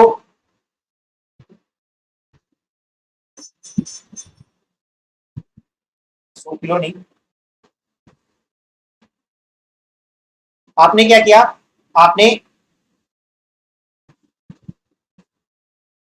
100 लीटर पर सेकेंड, क्या है, क्या करूं, हाँ मैं क्या कह रहा था, एफिशिएंसी क्या होती है, आपको कितना आउटपुट मिला, आपने कितना इनपुट दिया। अगर आपने 100 किलो जूल यूनिट खर्च की और आपको जो वर्क मिला, that work is what 50 kilo joule. अगर आपने 100 किलो जूल वर्क किया और आपको जो आउटपुट मिला वो मिला 50 किलो जूल एनर्जी, तो इसका मतलब क्या हुआ कि बीच में जो 50 किलो जूल एनर्जी थी वो क्या हो गई, वेस्ट हो गई। अगर 50 किलो जूल एनर्जी जो है वो वेस्ट हो गई, तो इसका मतलब क्या है, इसकी एफिशिएंसी कितनी हो गई, output is 50 kilo joule, input is 100, efficiency is 50%। इसका मतलब ये जो 50%, 50 किलो जूल जो आपकी एनर्जी थी, वो आपकी एनर्जी क्या हो गई, वेस्ट हो गई, तो इस एफिशिएंसी इज लेस। एफिशिएंसी क्या है, मात्र 50%।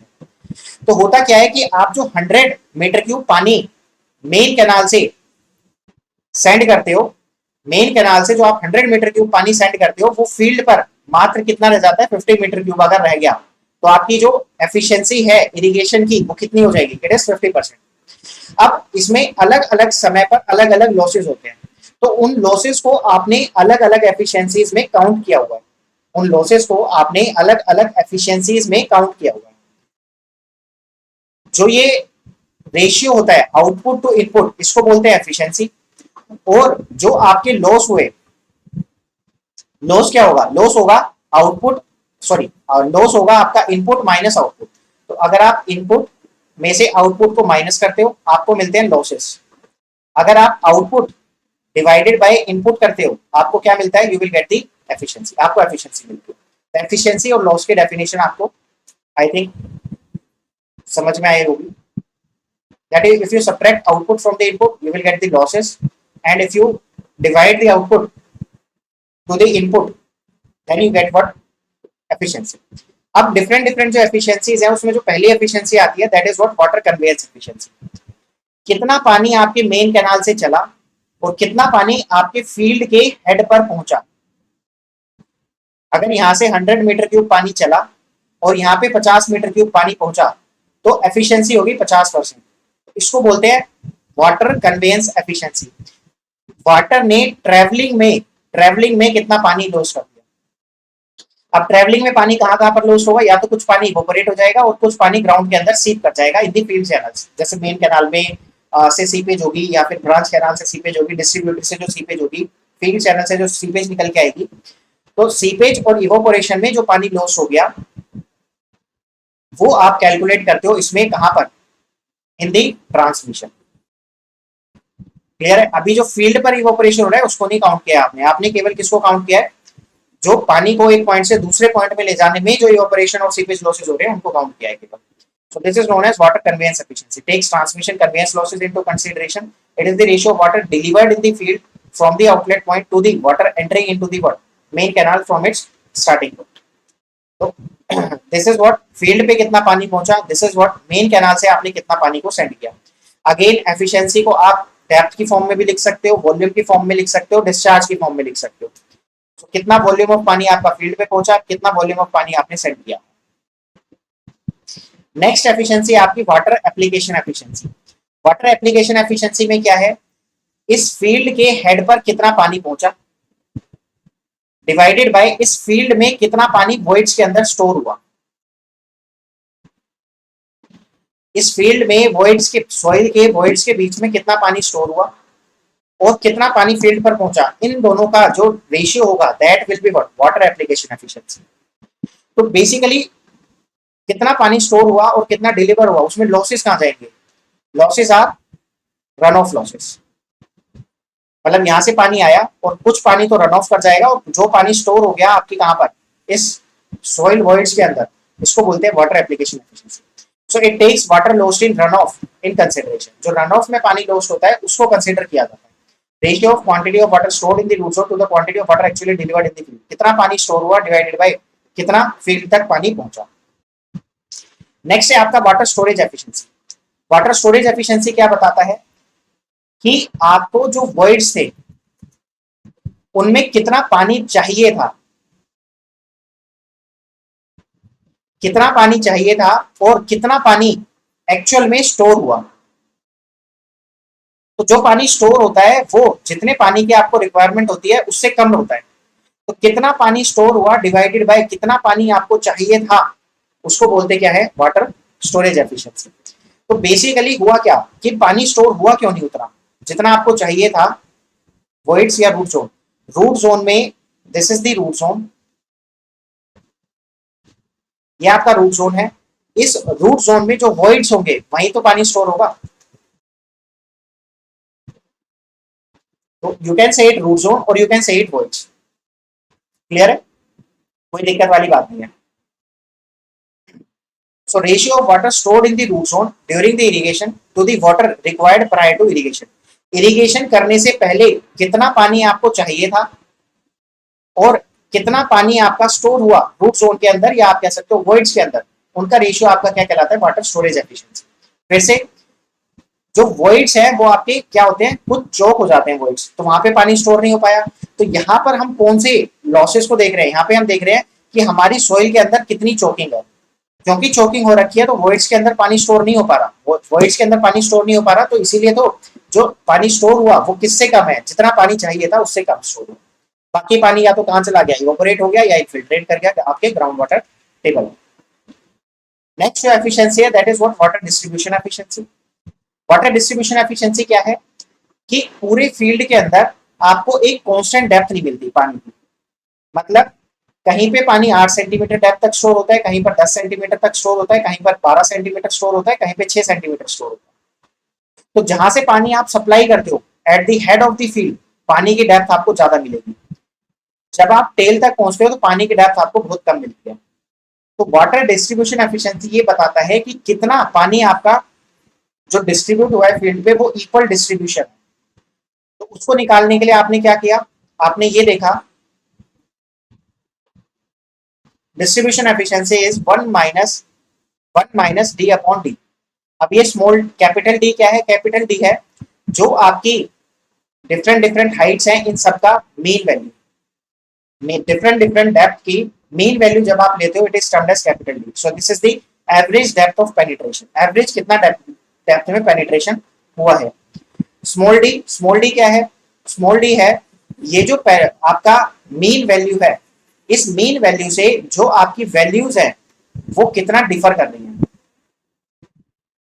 मीन वैल्यू से कितना डिफर कर रही हैं आपकी वैल्यूज, उन डिफर वैल्यूज का average. Again average of magnitude of difference between mean value and individual value. ये वैल्यू इस मीन से कितना डिफर कर रही है, फिर ये बाकी सभी वैल्यू इस मीन वैल्यू से कितना डिफर कर रही है, उन सभी का एवरेज जब आप लेते हो that is termed as small D. ये अगर आपको ऐसे समझ में आया तो ठीक, नहीं समझ में आया तो यहां से समझो। यहाँ पर डेप्थ है 2 मीटर, यहाँ पर 1.9 मीटर, यहाँ पे है 1.8, यहाँ पे 1.7 तक पानी गया, यहाँ पे 1.6 तक पानी गया, यहाँ पे 1.5 तक आपका पानी गया। तो हमने सबसे पहले क्या निकाला कि हमारी एवरेज डेप्थ ऑफ पेनिट्रेशन क्या है। तो एवरेज डेप्थ ऑफ पेनिट्रेशन क्या करेंगे, इन सबको ऐड कर देंगे और डिवाइड किससे कर देंगे, 6 से डिवाइड कर देंगे, we get the capital D. अब हमें स्मॉल डी निकालना है तो हम क्या करेंगे, ये 2 मीटर इस एवरेज वैल्यू से, एवरेज वैल्यू कितना आया 1.75, 2 मीटर 1.75 से कितना डिफर कर रहा है, तो 2 मीटर 1.75 से 0.25 डिफर कर रहा है। फिर ये 1.9 मीटर 1.75 से कितना डिफर कर रहा है, फिर ये 1.8 कितना डिफर कर रहा है, 1.7 कितना डिफर कर रहा है, 1.6 1.5 कितना डिफर कर रहा है। फिर हमने यहाँ पे ये मोड्स लगाए हुए हैं। मोड्स क्यों लगाए हुए हैं, क्योंकि हमें क्या देखना है, हमें तो ये डिफरेंस देखना है। अब ये डेप्थ ज्यादा है या डेप्थ कम है इससे हमें कोई मतलब नहीं है, हमें मतलब है कि मीन वैल्यू से कितना डेविएशन है। क्लियर, तो डेविएशन देखना है तो हमने इन सबकी पॉजिटिव वैल्यूज ली, उन सबको ऐड किया, डिवाइड बाय 6 कर दिया, हमें एवरेज डेविएशन मिल गया। मतलब मीन वैल्यू से एवरेज जो वैल्यू है वो कितना डेविएट कर रही है ये हमें मिल गया। इन दोनों की रेशियो निकाल दो, small D by capital D, और उसको 100 में से माइनस कर दो, you will get the distribution efficiency. आपको डिस्ट्रीब्यूशन एफिशिएंसी मिल जाएगी। क्लियर है। लास्ट जो आपकी एफिशिएंसी है that is what water use efficiency, मतलब प्लांट ने बेनिफिशियली कितना पानी यूज किया डिवाइडेड बाय कितना पानी आपने डिलीवर किया था फील्ड के ऊपर। तो ये फील्ड है, इस फील्ड पर आपने कितना पानी डिलीवर किया और किसकी कितना पानी आपका प्लांट ने बेनिफिशियली यूटिलाइज कर दिया। अब इस बेनिफिशियल यूज में आप किसको लीचिंग रिक्वायरमेंट को भी इंक्लूड करोगे। You have to include the leaching requirement in this water use efficiency. Clear है? सारी एफिशिएंसी आई होप आपको क्लियर होंगी। फर्स्ट है कन्वेयंस एफिशिएंसी, कन्वेयंस में क्या लॉसेस हुए। Second is water application efficiency, जब आपने पानी को अप्लाई किया तो रन ऑफ में कितना लॉस हुआ। वाटर स्टोरेज एफिशिएंसी, कितना वोल्ट्स का चोकिंग था जिसके कारण जितनी रिक्वायरमेंट थी उतना पानी स्टोर नहीं हो पाया। वाटर डिस्ट्रीब्यूशन एफिशिएंसी, आपको एक मीन वैल्यू पूरे ग्राउंड में चाहिए थी लेकिन पानी क्या है इक्वल डिस्ट्रीब्यूट नहीं हुआ, तो कितना आपका डेविएशन है उसको पता लगाने के लिए आपने निकाला water distribution efficiency. And last is water use efficiency, कितना प्लांट ने बेनिफिशियली यूज किया पानी को और कितना पानी आपने डिलीवर किया था फील्ड पर। तो इसके ऊपर एक क्वेश्चन है, ये क्वेश्चन सॉल्व किया हुआ है, आप सारी एफिशिएंसीज निकाली हुई हैं, you can easily solve this question. आप इस क्वेश्चन को देख सकते हो फॉर द एग्जाम पर्पस। तो इसमें से कोई एक एफिशिएंसी वो आपसे पूछ लेगा तो आप निकाल सकते। I am not going into the question, question के अंदर मैं नहीं जा रहा हूं फिलहाल। आगे बढ़ते हैं, थ्योरी ऑफ कंजप्टिव यूज और इवेपोट्रांसपिरेशन। एफिशिएंसी में बहुत कंफ्यूजन होती है। क्यों कंफ्यूजन किस बात में? पहला है कन्वेयंस, दूसरा है एप्लीकेशन, तीसरा क्या है स्टोरेज, चौथा है आपका डिस्ट्रीब्यूशन और पांचवा है वाटर यूज एफिशिएंसी। तो कन्वेयंस में क्या हो रहा है, कितना पानी आपका फील्ड तक पहुंचा और कितना पानी आपने इनिशियली छोड़ा था। एप्लीकेशन क्या है, कितना पानी आपका स्टोर हुआ रूट जोन के अंदर और कितना पानी आपने फील्ड के ऊपर सेंड किया था, तो यही एफ उठ के यहाँ पे आ गया। नेक्स्ट स्टोरेज एफिशिएंसी, कितना पानी आपका स्टोर हुआ डिवाइडेड बाय कितना आपको प्रायर स्टोरेज की रिक्वायरमेंट थी, तो यही स्टोरेज यहाँ पर है। नेक्स्ट डिस्ट्रीब्यूशन एफिशिएंसी, तो 1 minus D upon capital D है। और यूज एफिशिएंसी क्या है, कितना पानी आपका बेनिफिशियली यूज हुआ, कितना पानी आपका बेनिफिशियली यूज हुआ डिवाइडेड बाय कितना पानी आपने फील्ड में सप्लाई किया था। तो ये एफ आपका 3 जगह है, स्टोरेज आपका 2 जगह है, एक जगह आपका इनिशियल है, कितना पानी आपको रिक्वायरमेंट थी ये अलग ही है, और ये बेनिफिशियल कितना यूज हुआ। और इसके अंदर क्या रिक्वायरमेंट लीचिंग रिक्वायरमेंट इंक्लूड है। तो यहाँ पे देखो कितना पानी आपका स्टोर हुआ डिवाइड प्लस लीचिंग रिक्वायरमेंट, किसमें आ गया वाटर यूज एफिशिएंसी। तो कंफ्यूजन की कहीं कोई बात ही नहीं है, there is no confusion in all these efficiency, सब अलग अलग। Then we have the theory of consumptive use और इवेपोट्रांसपिरेशन। क्या कंजप्टिव यूज और इवेपोट्रांसपिरेशन एक ही बात है? No, these are two different terms, but हम इनको इंटरचेंजेबली यूज कर लेते हैं यहाँ पर। क्यों? क्योंकि हम यहाँ पर डिफरेंस नहीं पता लगा। कैसे? कंजप्टिव यूज और इवेपोट्रांसपिरेशन में क्या डिफरेंस है? पहला बात करते हैं इवेपोट्रांसपिरेशन। इवेपोट्रांसपिरेशन नाम से ही समझ में आ रहा है, जहां पे जिस एरिया में आपने क्रॉप को उगाया हुआ है वहां से जो उस लैंड है उस लैंड में से भी इवेपोरेशन हो रहा है, जो प्लांट है वहां से भी इवेपोरेशन हो रहा है।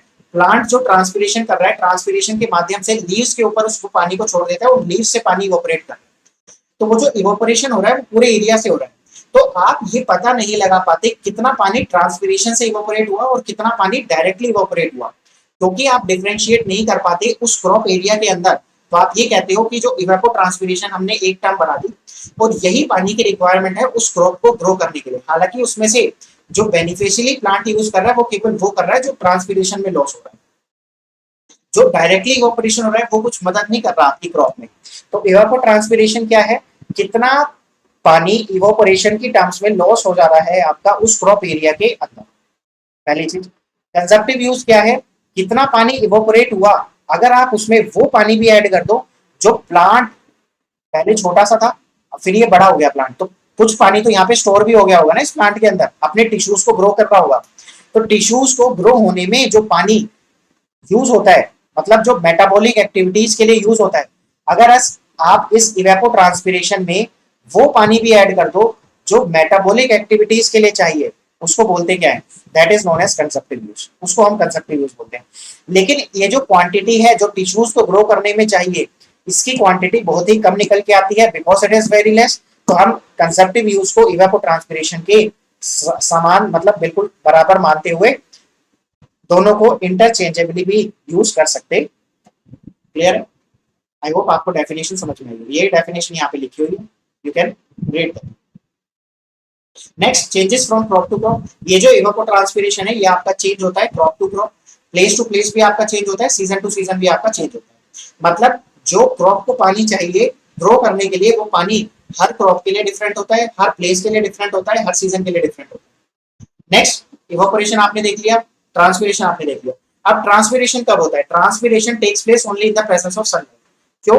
क्योंकि जब फोटोसिंथेसिस हो रहा होगा तभी प्लांट खाना बना रहा होगा, अपना टिश्यूज ग्रो कर रहे होंगे और तभी वो ट्रांसपिरेशन के माध्यम से पानी बाहर आता है लीव्स के। तो ये केवल फोटोसिंथेसिस जब होता है तब होता है, मतलब इन द प्रेजेंस ऑफ सनलाइट। तो इसका मतलब क्या है कि केवल ये डे लाइट आवर्स के अंदर होता है आपका ट्रांसपिरेशन। लेकिन जो इवेपोरेशन है वो आपका 24 hours continuous through out the day and night, 95% of extent during the photosynthesis और बाकी आपका डे लाइट आवर्स में ये सारा कंप्लीट हो जाता है ट्रांसपिरेशन। तो ट्रांसपिरेशन आपका केवल दिन में होता है और इवेपोरेशन आपका 24 घंटे चलता है। नेक्स्ट है आपका to standardise water consuming property of the plant, a term introduced is known as transpiration ratio. Plant कितना पानी कंज्यूम कर रहा है उसको स्टैंडर्डाइज करने के लिए हमने एक ट्रांसपिरेशन रेशियो की हेल्प ली। ट्रांसपिरेशन रेशियो क्या है? It is the ratio of mass of water transferred by the plant to the mass of the dry matter produced after its full growth. कितना पानी ट्रांसपिरेशन के माध्यम से प्लांट ने यूज किया डिवाइडेड बाय कितना ड्राई मैटर प्रोड्यूस हुआ after the full growth of the crop is known as what? Transpiration ratio. Again, आपने जो पानी सप्लाई किया उसमें से जो ट्रांसपिरेशन में पानी यूज हुआ वो कितना हुआ डिवाइडेड बाय, अगर आप इसको डिवाइड कर दो जो यहाँ पे क्रॉप ग्रो हुई उसमें कितना ड्राई मैटर प्रोड्यूस हुआ, उसको बोलते हैं ट्रांसपिरेशन रेशियो। वेट के लिए it is what? 300 to 600, rice के लिए इट इज 600 to 800। इसका मतलब क्या है? इसका मतलब ये है अगर आप 300 केजी पानी सप्लाई करते हो, अगर आप 300 केजी पानी सप्लाई करते हो, मतलब एवरेज 450, तो 450 ले लेते हैं। अगर आप 450 किलो पानी सप्लाई करते हो तो आपको 1 किलो क्या मिलता है? वेट मिलता है। और ये 450 किलो पानी लॉस हो जाता है कहां पर? ट्रांसपिरेशन। वेट नहीं मिलता, जो पूरा वेट का जो प्लांट है वो, उसमें जो वेट के सीड से ग्रो होते हैं वो, मतलब ये पूरा प्लांट को बोलते हैं ड्राई मैटर, पूरे प्लांट को बोला जाता है ड्राई मैटर। तो अगर 1 किलो ये पूरा ड्राई मैटर है तो 450 किलो पानी लगेगा आपका। क्लियर है? This is known as the transpiration ratio.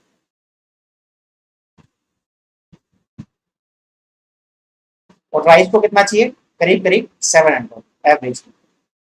Next है जो ये ट्रांसपिरेशन है इसको आप इन जनरल फाइटोमीटर की हेल्प से निकालते हो। फाइटोमीटर कुछ नहीं है, ये क्लोज कंटेनर है, water tight container containing sufficient soil for plant water artificially applied over the growth plate.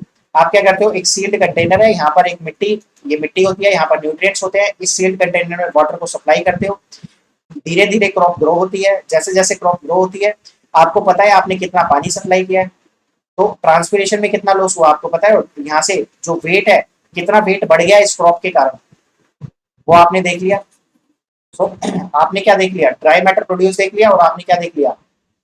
कितना पानी आपने सप्लाई किया। तो you can determine the transpiration ratio. आप ट्रांसपिरेशन रेशियो भी निकाल सकते हो। Am I clear? Transpiration ratio is mass of water, कितना पानी आपने सप्लाई किया, डिवाइडेड बाय कितना ड्राई मास आपका प्रोड्यूस हुआ, mass of dry matter of the. Next, जो आप फाइटोमीटर से ट्रांसपिरेशन निकालते हो, results obtained from this method are observed to be 10% lower results than the field. Field से 10% वो कम निकल गया। क्लियर है? मतलब फील्ड में आपको करीब करीब 10% ज्यादा पानी सप्लाई करना पड़ेगा for the same field. Next है आपका potential evapotranspiration and actual evapotranspiration. ये आप हाइड्रोलॉजी में भी पढ़ते हो या आप इरिगेशन में भी पढ़ते हो। पोटेंशियल इवेपोट्रांसपिरेशन क्या है कि अगर आपका कोई सॉइल है, वहां पे प्लांट आपने ग्रो किया, तो इस प्लांट के माध्यम से मैक्सिमम कितना पानी ट्रांसपिरेशन में लॉस्ट हो सकता है, इसको बोलते हैं पोटेंशियल। ये तो हो गया मैक्सिमम। और एक्चुअली में ग्राउंड कंडीशन में कितना हुआ इसको बोलते हैं एक्चुअल। तो अगर आपने बहुत ज्यादा पानी भी सप्लाई कर दिया तब भी ट्रांसपीरेशन में इससे ज्यादा पानी सप्लाई, इससे ज्यादा लॉस नहीं होगा, क्योंकि प्लांट कर ही नहीं पाएगा ट्रांसपीरेशन में इससे ज्यादा लॉस। तो पानी आप कितना भी ज्यादा से ज्यादा भर दो, एक मैक्सिमम क्वांटिटी होगी, उससे ज्यादा ट्रांसपीरेशन नहीं कर पाएगा प्लांट। तो उस मैक्सिमम को बोलते हैं पोटेंशियल इवेपोट्रांसपीरेशन। और जो एक्चुअली फील्ड पर होता है उसको बोलते हैं एक्चुअल।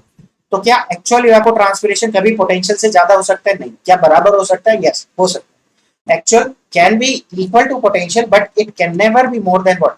Potential evapotranspiration. और यही जो पोटेंशियल इवेपोट्रांसपीरेशन है, इसको आप किस मेथड से, किस किस इंस्ट्रूमेंट से निकालते हो? लाइसीमीटर से निकालते हो। अभी लाइसीमीटर देखेंगे। तो transpiration is measured by the phytometer और potential evapotranspiration can be measured with the help of lysimeter. Next है आपकी जो इंपॉर्टेंट टर्म्स है वो है आपकी effective rainfall.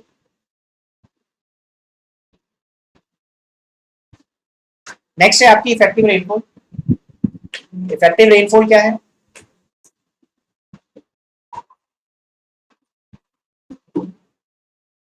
If you have any doubt up till here, you can ask.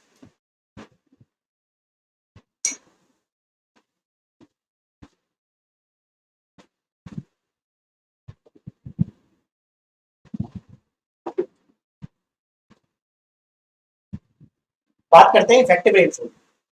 जब हम हाइड्रोलॉजी पढ़ते हैं इट इज डिफरेंट, जब हम इरिगेशन पढ़ते हैं इट इज डिफरेंट। हाइड्रोलॉजी में जो इफेक्टिव रेनफॉल है, हम हाइड्रोलॉजी में रन ऑफ की स्टडी करते हैं।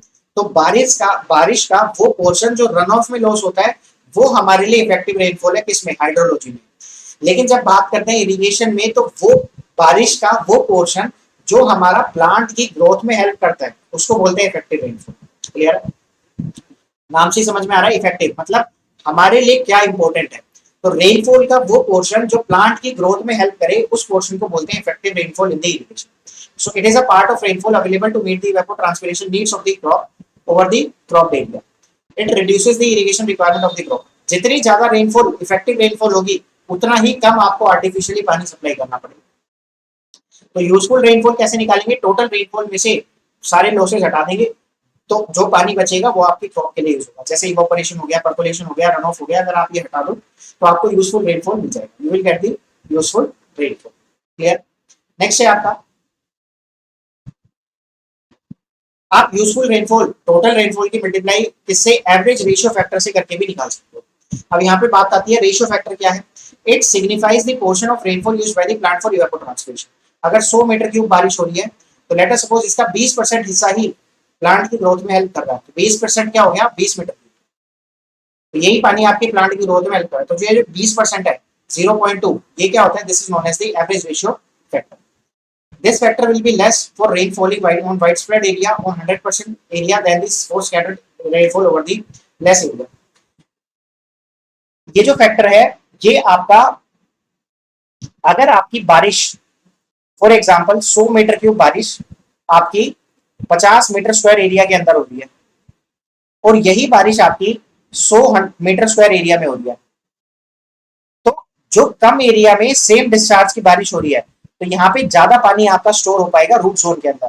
तो इफेक्टिव रेनफॉल जो होगी, जो रेशियो फैक्टर होगा वो क्या कर जाएगा? It increases. और अगर वाइड स्प्रेड एरिया हुआ, एरिया ज्यादा हो गया, रेनफॉल उतनी ही है, तो वहां पर जो ज्यादा पानी है वो लॉस हो जाएगा। तो कम पानी अवेलेबल होगा आपकी इरिगेशन के लिए, या आप कह सकते हो इवेपोट्रांसपिरेशन नीड्स के लिए। नॉट इरिगेशन, आप कह सकते हो इवेपोट्रांसपिरेशन नीड्स के लिए कम पानी होगा। कम पानी होगा तो रेशियो फैक्टर जो हो जाएगा इट विल बी लेस। तो वाइड स्प्रेड एरिया के लिए रेशियो फैक्टर इज लेस, और कंसंट्रेटेड एरिया या लेस एरिया के लिए आपका जो रेशियो फैक्टर होता है it is more. Clear? Effective rainfall, जो आपकी इफेक्टिव रेनफॉल या यूजफुल रेनफॉल है, आप इसको एम्पेरिकली भी निकाल सकते हो। कैसे? Effective rainfall is equals to 0.8 r - 25, effective rainfall is equals to 0.6 r - 10। ये एमएम में निकल के आता है, और जो यहाँ पे टोटल रेनफॉल आप रखोगे that total rainfall should also be in M, यहाँ पर एमएम में रखोगे। आर क्या है? आर अगर 75 mm पर मंथ से ज्यादा है go for this formula. Rainfall, total rainfall अगर आपकी 75 mm से कम है go for this formula. R is what? Total rainfall in millimetre per month. इसके ऊपर आई थिंक ईएससी में एक क्वेश्चन आया हुआ है, so that's why they are written. हालांकि अभी तक एसएससी में नहीं आया तो यू कैन स्किप दैट, आप इसको स्किप भी कर सकते। तो पहली इंपॉर्टेंट टर्मिनोलॉजी थी आपकी यूजफुल रेनफॉल। अब बात करते हैं कंजप्टिव इरिगेशन रिक्वायरमेंट की। तो इस प्लांट को जो इवापोरेशन नीड्स है वो है मान लिया 100 मीटर डेप्थ इसको पानी की रिक्वायरमेंट है। तो इसमें से 20 मीटर तो आ गया कहां से, रेनफॉल से। तो कितनी इरिगेशन हमें सप्लाई करना पड़ेगा, कितना इरिगेशन वाटर हमें सप्लाई करना पड़ेगा, we have to supply 80 metre. 100 metre इसे चाहिए, 20 मीटर इसे रेनफॉल से मिल गया, 80 मीटर हमें सप्लाई करना पड़ेगा। तो ये जो 80 मीटर है it is what, consumptive irrigation requirement. इसको बोलते हैं consumptive irrigation requirement. Consumptive irrigation requirement is nothing but कितना पानी आपको प्लांट को चाहिए कंजप्टिव यूज, उसमें से यूजफुल रेनफॉल को हटा दो, you will get the consumptive irrigation requirement. Consumptive irrigation requirement के बाद नेक्स्ट आता है आपका नेट इरिगेशन रिक्वायरमेंट। तो अभी आपने इसमें कोई लॉसेस ऐड नहीं करे, तो क्या आपको 80 मीटर ही पानी सप्लाई करना पड़ेगा? नहीं, आपको इससे ज्यादा पानी सप्लाई करना पड़ेगा। क्यों? क्योंकि आपके और लॉसेस भी होंगे। तो अगर आप इसमें लीचिंग और सीपेज लॉसेस, मतलब लीचिंग रिक्वायरमेंट और सीपेज लॉसेस को ऐड कर दो, तो आपको मिल जाएगा नेट इरिगेशन रिक्वायरमेंट। तो कंजप्टिव इरिगेशन रिक्वायरमेंट में अगर आप ये लॉसेस भी ऐड कर दो, तो आपको लेट अस सपोज इसमें 20 मीटर पानी चाहिए, मतलब 20 मीटर पानी आपका लीचिंग और सीपेज लॉसेस में चला जाएगा। तो आपको कितना पानी सप्लाई करना पड़ेगा? ये 100 मीटर पानी सप्लाई करना पड़ेगा, तब ये 80 मीटर अवेलेबल होगा किसको, इस प्लांट को ग्रोथ के लिए। क्लियर है? तो नेट इरिगेशन रिक्वायरमेंट क्या हो गया, अगर आप सीआईआर को यहां से उठा के रखो तो consumptive use minus useful rainfall plus leaching plus seepage losses. अब ये तो हो गया कौन से लॉसेस, लीचिंग और सीपेज लॉसेस। इसके बाद फील्ड इरिगेशन रिक्वायरमेंट, मतलब फील्ड में जो रन ऑफ लॉसेस हो रहे हैं उनको भी ऐड करो। तो आपने यहाँ पे कितना पानी सप्लाई किया, 100 मीटर, तो आपको 100 मीटर सप्लाई नहीं करना, आपको यहाँ पे 120 मीटर पानी सप्लाई करना है। अगर 20 मीटर आपका पानी कहाँ चला जा रहा है, इस रन ऑफ लॉसेस में चला जा रहा है। तो ये जो 20 मीटर रन ऑफ लॉसेस में गया, इसकी वजह से अब आपको 120 मीटर पानी सप्लाई करना पड़ेगा। और ग्रॉस इरिगेशन रिक्वायरमेंट में आप कन्वेयंस लॉसेस को भी ऐड करोगे। मान लिया कन्वेयंस में 20 मीटर पानी लॉस हो जा रहा है, तो आपको टोटल जो पानी सप्लाई करना है वो सप्लाई करना है 140 metre from the main canal. इसमें से फील्ड में कितना पानी पहुंचेगा, 120 मीटर। 120 मीटर में से 20 मीटर रन ऑफ में लॉस हो जाएगा, आपका 100 मीटर पानी पहुंचेगा। इस 100 मीटर पानी में से वो पानी जो लीचिंग और सीपेज में चला जाएगा 20 मीटर, उसमें से अब 80 मीटर बचा, जो किसके लिए यूज होगा, प्लांट की ग्रोथ के लिए यूज होगा। तो नेट इरिगेशन रिक्वायरमेंट में आप सीपेज और परकोलेशन को लेते हो। फील्ड इरिगेशन रिक्वायरमेंट में आप क्या लेते हो, रन ऑफ लॉसेस को लेते हो। और ग्रॉस इरिगेशन रिक्वायरमेंट में आप कन्वेयंस लॉसेस को कंसीडर करते हो। तो एप्लीकेशन रन ऑफ लॉसेस और जो ये कन्वेयंस लॉसेस है, इसको आप एफिशिएंसी की फॉर्म में भी लिख सकते हो। क्लियर है? एक बार यार फिर से बता दीजिए। पहला है आपका, ये हो गया कंजप्टिव यूज। इस कंजप्टिव यूज को जो पानी रिक्वायरमेंट है आपकी क्रॉप के लिए, इसमें से कुछ पानी तो आपकी रेनफॉल प्रोवाइड कर देगी। अब कुछ पानी आपको इरिगेशन के लिए चाहिए, उसको बोलते हैं सीआईआर, कि इतना पानी आपको पेड़ के लिए चाहिए। अब कुछ पानी आपको लीचिंग और परकोलेशन के लिए भी चाहिए, तो इसमें अगर आप लीचिंग और परकोलेशन को ऐड कर दो, you will gate net irrigation requirement. फिर इसमें अगर आप रन ऑफ लॉसेस को भी ऐड कर दो, जो पानी लॉसेस में चला जाएगा रन ऑफ लॉसेस में, उसको ऐड कर दो, you will get what, field irrigation requirement. अगर आप इस एफआईआर में किसको ऐड कर दो, वो लॉसेस जो आपके कन्वेयंस में होंगे उसमें ऐड कर दो, कन्वेयंस लॉसेस को भी ऐड कर दो इस फील्ड इरिगेशन में, you will get what, gross irrigation requirement. Clear है? तो यहाँ पे देख सकते हो, आपको पानी तो इतना चाहिए था, लेकिन आपने सप्लाई करना पड़ा इतना पानी। तो ये वाला लॉसेस कहाँ चला गया, कन्वेयंस में। ये कहाँ चला गया, रन ऑफ में। ये वाला पानी कहाँ चला गया, सीपेज और परकोलेशन में। अब ये पानी बचा, तो ये पानी आपका प्लांट की ग्रोथ के लिए हेल्पफुल होगा। क्लियर है?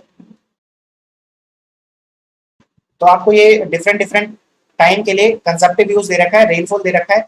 तो रेनफॉल आपने दे रखा है, कंजप्टिव यूज दे रखा है, तो आप क्या निकाल सकते हो, कंजप्टिव इरिगेशन रिक्वायरमेंट निकाल सकते हो इतने टाइम इंटरवल के लिए। इतने टाइम इंटरवल के लिए इसमें से ये माइनस करोगे, आपको कंजप्टिव इरिगेशन रिक्वायरमेंट मिल जाएगा। सीयू में से रेनफॉल माइनस करो, सीआईआर मिल जाएगा। तो अगर आपको सीआईआर मिल गया, तो टोटल जो इरिगेशन की रिक्वायरमेंट है वो है 218 mm। अगर इस 218 mm में अगर आप क्या जोड़ दो, इफ यू ऐड दी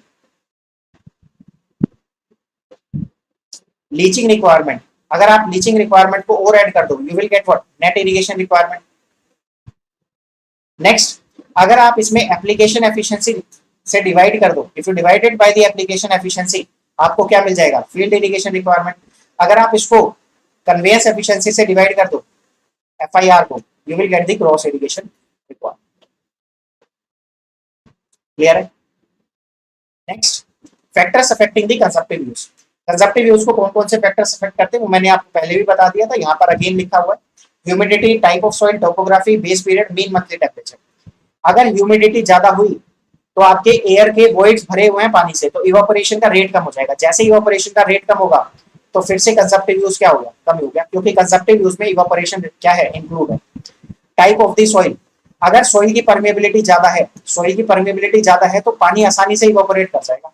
पानी आसानी से इवापोरेट कर रहा है तो कंजप्टिव यूज बढ़ जाएगा। टोपोग्राफी ऑफ द सॉइल, अगर इरेगुलरिटी ज्यादा है, सरफेस एरिया ज्यादा, इवापोरेशन ज्यादा, कंजप्टिव यूज ज्यादा। मोर लॉसेस मोर सीड। बेस पीरियड, जितना ज्यादा टाइम इंटरवल होगा आपकी क्रॉप का उतना ही ज्यादा इवापोरेशन होगा, उतना ही ज्यादा टाइम तक, क्योंकि इवापोरेशन क्या 24 घंटे चलता रहता है। तो more will be the base period, more will be the evaporation, more will be the consumptive use. And mean monthly temperature, जितना टेम्परेचर ज्यादा होगा उतना ही कंजप्टिव यूज का निकल के आएगा, ज्यादा निकलेगा। more will be the consumptive use. Next है आपका, इस कंजप्टिव यूज को निकालने के लिए आपके पास डिफरेंट मेथड्स हैं, जिसमें आपके डायरेक्ट मेथड्स हैं और इनडायरेक्ट मेथड्स हैं। तो आपको इनके सभी मेथड्स के नाम पता होने चाहिए, क्योंकि एग्जाम में वो क्या देता है, 3 इनडायरेक्ट मेथड दे देगा और एक डायरेक्ट मेथड दे देगा और आपसे पूछ लेगा कि डायरेक्ट मेथड कौन सा है, या 3 डायरेक्ट दे देगा और एक इनडायरेक्ट दे देगा और आपसे पूछेगा इनडायरेक्ट कौन सा।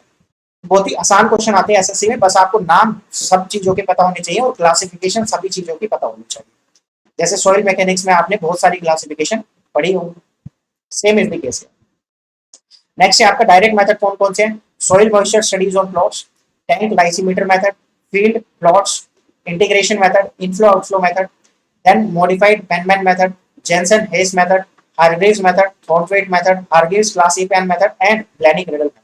तो इसमें से जो स्टार बने हुए हैं वो देख लेंगे, ये वाला मॉडिफाइड पेनमैन आप हाइड्रोलॉजी में देख लेना, बाकी आपको पढ़ने की जरूरत नहीं है, बाकी आपको नाम पता होना चाहिए बस। नेक्स्ट है आपका soil moisture on the studies on the plots.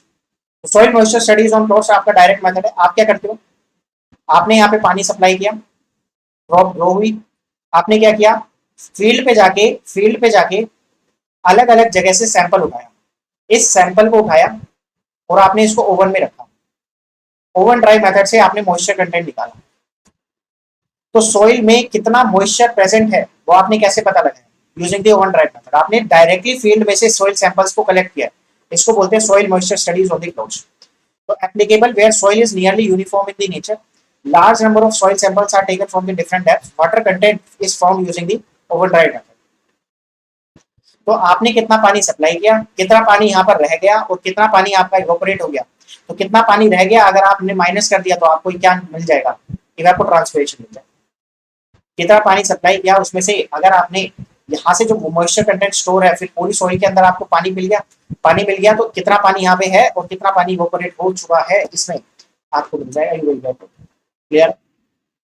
Next है आपका टैंक लाइसीमीटर मेथड। मैंने आपको बताया था कि जो पोटेंशियल इवेपोट्रांसपिरेशन है वो आप लाइसीमीटर से फाइंड कर सकते हैं। तो सिलेंड्रिकल कंटेनर होता है जिसकी जो साइड्स होती हैं वो आपकी कैसी होती है, सॉलिड होती हैं, लेकिन जो बेस होता है वो परफोरेटेड होता है, मतलब उसके अंदर क्या होते हैं, पोरस प्लेट्स होती है, तो यहाँ से पानी बाहर निकल सकता है। Water can get out from the bottom, bottom से पानी बाहर निकल सकता है। Cylinder container having pervious bottom, water is applied from the top, ऊपर से आपने पानी को सप्लाई किया और नीचे से पानी जो एक्स्ट्रा पानी है वो ड्रेन आउट हो जाता है और जो वॉइड्स में स्टोर हो जाता है वो स्टोर हो जाता है। And collected, water available for CU is found, कितना पानी इस वॉइड्स में भरा जो कंजप्टिव यूज के लिए यूज कर सकता है प्लांट, वो मिल गया आपको। जो जितना पानी आपने डाला उसमें से जो ड्रेन आउट पानी है वो तो बाहर निकल ही चुका है, जो जितना आपका स्टोर हुआ है यही तो यूज होगा किसमें, कंजप्टिव यूज के अंदर। तो यहाँ से भी जैसे आपके फील्ड प्लॉट्स में मिल जाता है ऐसे मिल जाता है आपको। तो must be done with respect to actual site condition, इसको उठा के आप एक्चुअल साइट पे रखते हो या फिर जहां पर भी आप इसको कर रहे हो वहां पे जो टेम्परेचर और ह्यूमिडिटी है वो सेम रखते हो जो आपके फील्ड पर है। तो बिल्कुल एक्चुअल रखते हो तब जाके आपको क्या मिलता है, एक्चुअल इवेपोट्रांसपिरेशन मिलता है। कहां पर, लाइसीमीटर मेथड। ये भी कैसा मेथड है, डायरेक्ट मेथड। आप डायरेक्टली क्या कर रहे हो, कैलकुलेट कर रहे हो पानी, कितना पानी अवेलेबल है, you are directly basing the one. Next है आपका inflow outflow studies. Inflow outflow study क्या है, कोई भी चीज है, ये ग्राउंड है, इस ग्राउंड में फॉर एग्जांपल पहले से 8 सेंटीमीटर पानी है, आपने जो पानी सप्लाई किया वो सप्लाई किया 10 सेंटीमीटर, जो पानी यहां से बाहर गया इसको मान लेते हैं 2 सेंटीमीटर। तो कितना पानी आपका कंजप्टिव यूज के लिए यूज हुआ, 8 सेंटीमीटर पहले से था, 10 सेंटीमीटर आया, और 2 सेंटीमीटर बाहर चला गया, तो इनफ्लो में से अगर आपने आउटफ्लो माइनस कर दिया तो यहाँ पे कितना पानी बच गया, 10 में से 2, 8 सेंटीमीटर।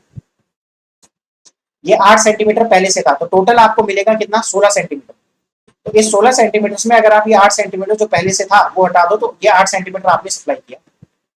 क्लियर है? और ये आपके पास पहले से अवेलेबल था और आपकी क्रॉप क्या कर रही, ग्रो कर रही, तो कंजप्टिव यूज क्या हो गया, 16 सेंटीमीटर। क्लियर है?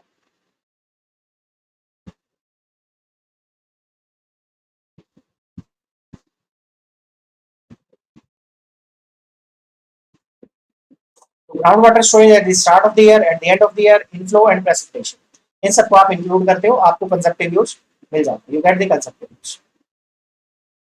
तो यहाँ पे भी आप क्या कर रहे हो, आप डायरेक्टली मेजर कर रहे हो कितना पानी सप्लाई किया, कितना पानी पहले से था, कितना पानी बाहर निकल गया। तो again you are directly measuring it, so it's again about direct method. इसको, इस इनफ्लो एंड आउटफ्लो स्टडीज को आप वाटर बजट इक्वेशन भी बोलते हो, कंजर्वेशन ऑफ मास बोलते हो। It is nothing but conservation of mass. कितना आया, कितना गया, कितना पहले से था, कि आप mass can neither be created nor be destroyed, that is known as what, conservation of mass। same is the case here, कोई पानी लॉस नहीं हुआ है, सारा पानी जो भी लॉस हुआ है वो हुआ है कंजप्टिव यूज। क्लियर? नेक्स्ट है आपका indirect method, that is Blaney Criddle method. Blaney Criddle method in general India में यूज नहीं होता है। ये आपका जनरली सीजनल इवेपोट्रांसपिरेशन निकालने के काम आता है। Evapotranspiration of each month is calculated in this method. Her month में कितना इवेपोट्रांसपिरेशन हो रहा है उसको आप कैलकुलेट करते हो ब्लैनी-क्रेडल मेथड के अंदर।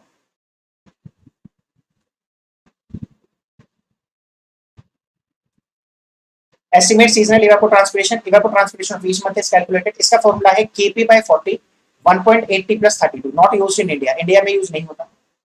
यहाँ पर K क्या है, K है आपका क्रॉप फैक्टर। क्रॉप फैक्टर आपका डिपेंड करता है क्रॉप कौन सी है, ये फाउंड करते हैं हम एक्सपेरिमेंट्स के द्वारा। P क्या है, monthly percentage of annual day time hours. अभी क्या है इसको डिटेल में डिस्कस करते हैं। T क्या है, T है आपका mean monthly temperature degree Celsius में। अगर आप ये T को डिग्री सेल्सियस में ना रख के फ़ारेनहाइट पे रखो तो ये पूरा हट के फ़ारेनहाइट आ जाता है। तो बेसिकली आपको करना क्या है, इस जो आपको T डिग्री सेल्सियस में गिवन है इसको कन्वर्ट करना है फ़ारेनहाइट में। That's why you have applied 1.80 + 32, nothing else. तो अगर आपका टेम्परेचर डिग्री फ़ारेनहाइट में गिवन है तो फॉर्मूला विल बी Kpt/40, और अगर डिग्री सेल्सियस में गिवन है तो Kp/40 1.80 + 32। नेक्स्ट है आपका T हो गया। Cu आपको पता ही है, that is the consumptive use, वो तो कंजप्टिव यूज है। अब बात करते हैं what do you mean by this P का मतलब क्या है, monthly percentage annual day time hours. Monthly percentage annual day time hours क्या है, पूरे साल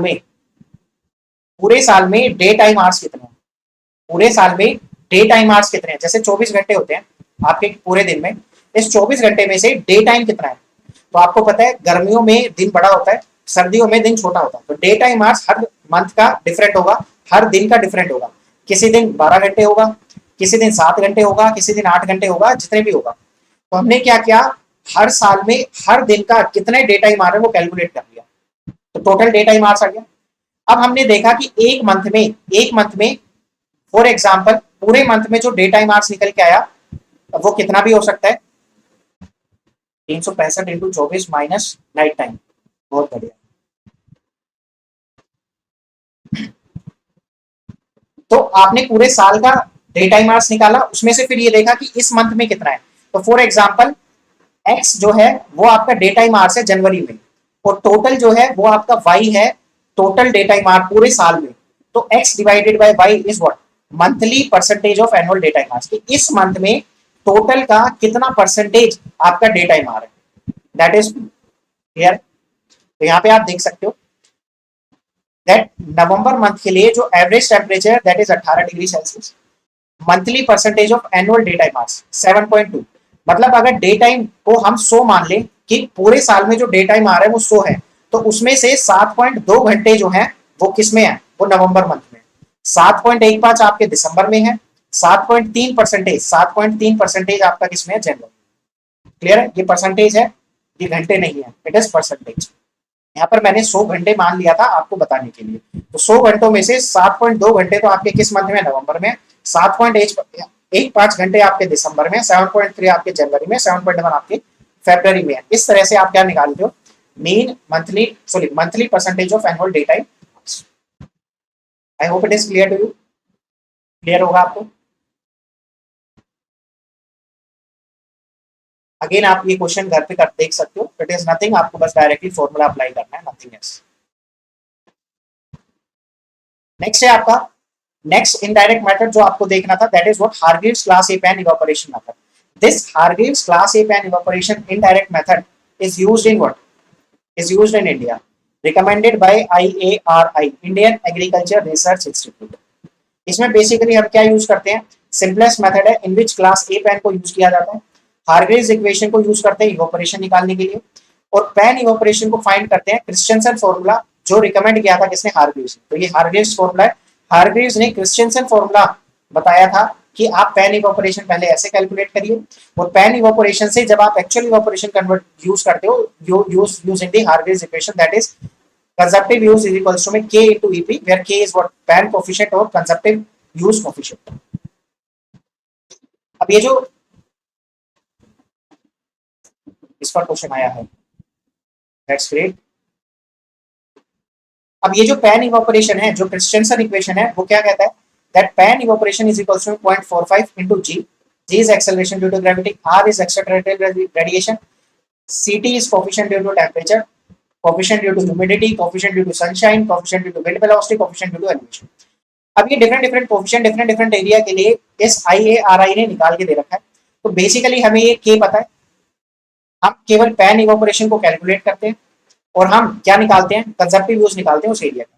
तो IARI द्वारा जो रिकमेंडेड है, दैट रिकमेंडेशन इज व्हाट, कि आप इवेपोट्रांसपिरेशन निकालोगे इंडिया में using Hargreaves class A pan evaporation. Clear.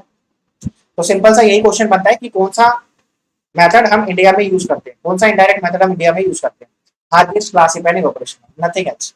तो क्लास ए पैन क्या होता है, क्लास ए पैन आप हाइड्रोलॉजी में भी देखोगे, यहाँ पे भी देख सकते हो, इसका जो डायमीटर होता है दैट इज व्हाट 1.2 मीटर, इसकी जो डेप्थ होती है that is what 25 centimetre, 25 centimetre इसकी डेप्थ होती है।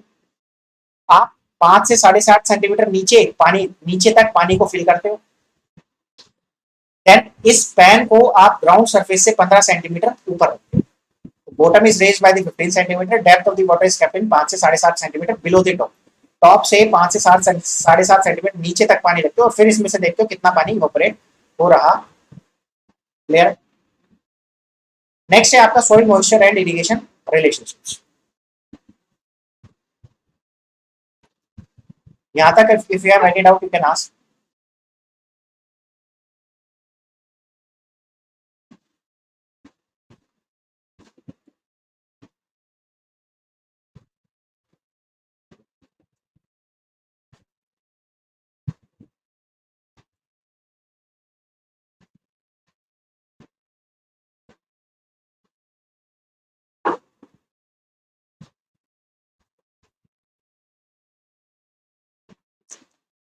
चलिए अब बात करते हैं soil moisture and irrigation relationships. यहाँ पर जो आपको क्लासिफिकेशन दिया हुआ है, it is with respect to depth. ठीक है, तो आपने एनवायरनमेंट में पढ़ोगे, you study in the environment, या एनवायरनमेंट सॉरी आपने तो पढ़ ही लिया है, ये तो क्रैश कोर्स चल रहा है। तो एनवायरनमेंट में आपने देखा होगा, this is the zone of rock flowage and this is the zone of rock fracture. जहां पर रॉक आपका फ्लूइड फॉर्म में रहता है उसको बोलते हैं जोन ऑफ रॉक फ्लोएज। तो अर्थ में अगर आप क्रस्ट की तरफ मूव करते हो तो होता क्या है कि आपका जो रॉक है वो किसकी फॉर्म में, फ्लूइड फॉर्म में, फ्लूइड फॉर्म में, तो उसको बोलते हैं जोन ऑफ रॉक फ्लोएज। और जब आप धीरे धीरे लैंड सरफेस की तरफ मूव करते हो तो वहां पे आता है जोन ऑफ रॉक फ्रैक्चर। इस फ्रैक्चर में के अंदर ही पानी स्टोर होता है। तो रॉक जहां पे कहां पर है, लिक्विड फॉर्म में या फ्लूइड फॉर्म में, वहां पे तो आपका पानी प्रेजेंट होने का कोई मतलब ही नहीं है, पानी प्रेजेंट होगा जोन ऑफ रॉक फ्रैक्चर के अंदर। अब इस जोन ऑफ रॉक फ्रैक्चर को आपने दो पार्ट में क्लासिफाई किया, पहला है आपका जोन ऑफ सैचुरेशन और दूसरा है जोन ऑफ एरेशन। पहला है जोन ऑफ सैचुरेशन, दूसरा है जोन ऑफ एरेशन। तो जोन ऑफ सैचुरेशन क्या है, जोन ऑफ सैचुरेशन वो डेप्थ है जिस डेप्थ के नीचे आपका ग्राउंड वाटर स्टोर है। तो ग्राउंड वाटर टेबल के नीचे जो पानी है उसको बोलते हैं ग्राउंड वाटर, फ्री वाटर और ग्रेविटी वाटर। ये जो ग्राउंड वाटर, फ्री वाटर या ग्रेविटी वाटर है, ये स्टोर होता है जोन ऑफ सैचुरेशन के अंदर, जिसको बोलते हैं ground water store. Zone of aeration को बोलते हैं सॉइल मॉइस्चर। अब यहाँ पर मॉइस्चर प्रेजेंट है, यहाँ पर वाटर टेबल प्रेजेंट नहीं है। इसको बोलते हैं जोन ऑफ एरेशन या सॉइल मॉइस्चर। अब ये जो सॉइल मॉइस्चर है इसको अगेन आपने क्लासिफाई कर रखा है in the capillary water zone, in the intermediate zone and root water zone. तो जहां पर आपका जो कैपिलरी एक्शन के कारण सॉइल जो है वो फुली सैचुरेटेड है, जहां पर कैपिलरी एक्शन के कारण soil is fully saturated, that is known as capillary water zone. जहां पर कैपिलरी के माध्यम से आपकी सॉइल के अंदर कुछ तो पानी है लेकिन 100% सैचुरेशन नहीं है, मतलब सारी वॉइड्स आपके फिल नहीं है पानी से, उसको बोलते हैं इंटरमीडिएट जोन। और इंटरमीडिएट जोन के ऊपर आपका आता है रूट वाटर जोन। क्लियर है? So in the zone of aeration we have 3 zones, root water zone, intermediate zone, capillary zone.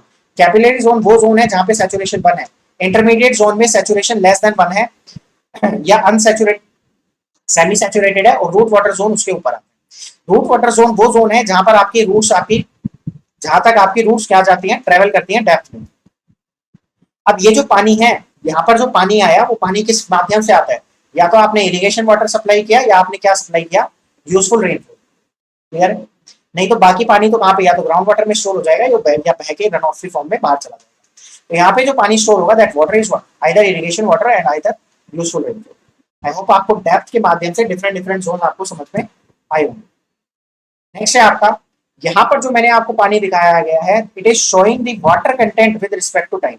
ये आपको वाटर कंटेंट बता रहा है, ये पानी की डेप्थ नहीं बता रहा। क्लियर है? वाटर कंटेंट क्या होता है, ये आपकी सॉइल है, इस सॉइल के अंदर आपके सारे वॉइड्स भरे हुए हैं, सैचुरेशन इज इक्वल्स टू 1। आपके कुछ वॉइड्स भरे हुए हैं, सैचुरेशन हो सकता है 50%, हो सकता है आपका एक भी वॉइड पानी से ना भरा हो, saturation is 0, degree of saturation आपकी 0। तो यहाँ पर हम केवल मॉइस्चर कंटेंट पता कर रहे हैं, यहाँ पे हम पानी ये नहीं देख रहे कितनी डेप्थ तक पानी है। तो ये आपका रूट जोन है, this is the root zone. Root zone में अगर आपका मॉइस्चर कंटेंट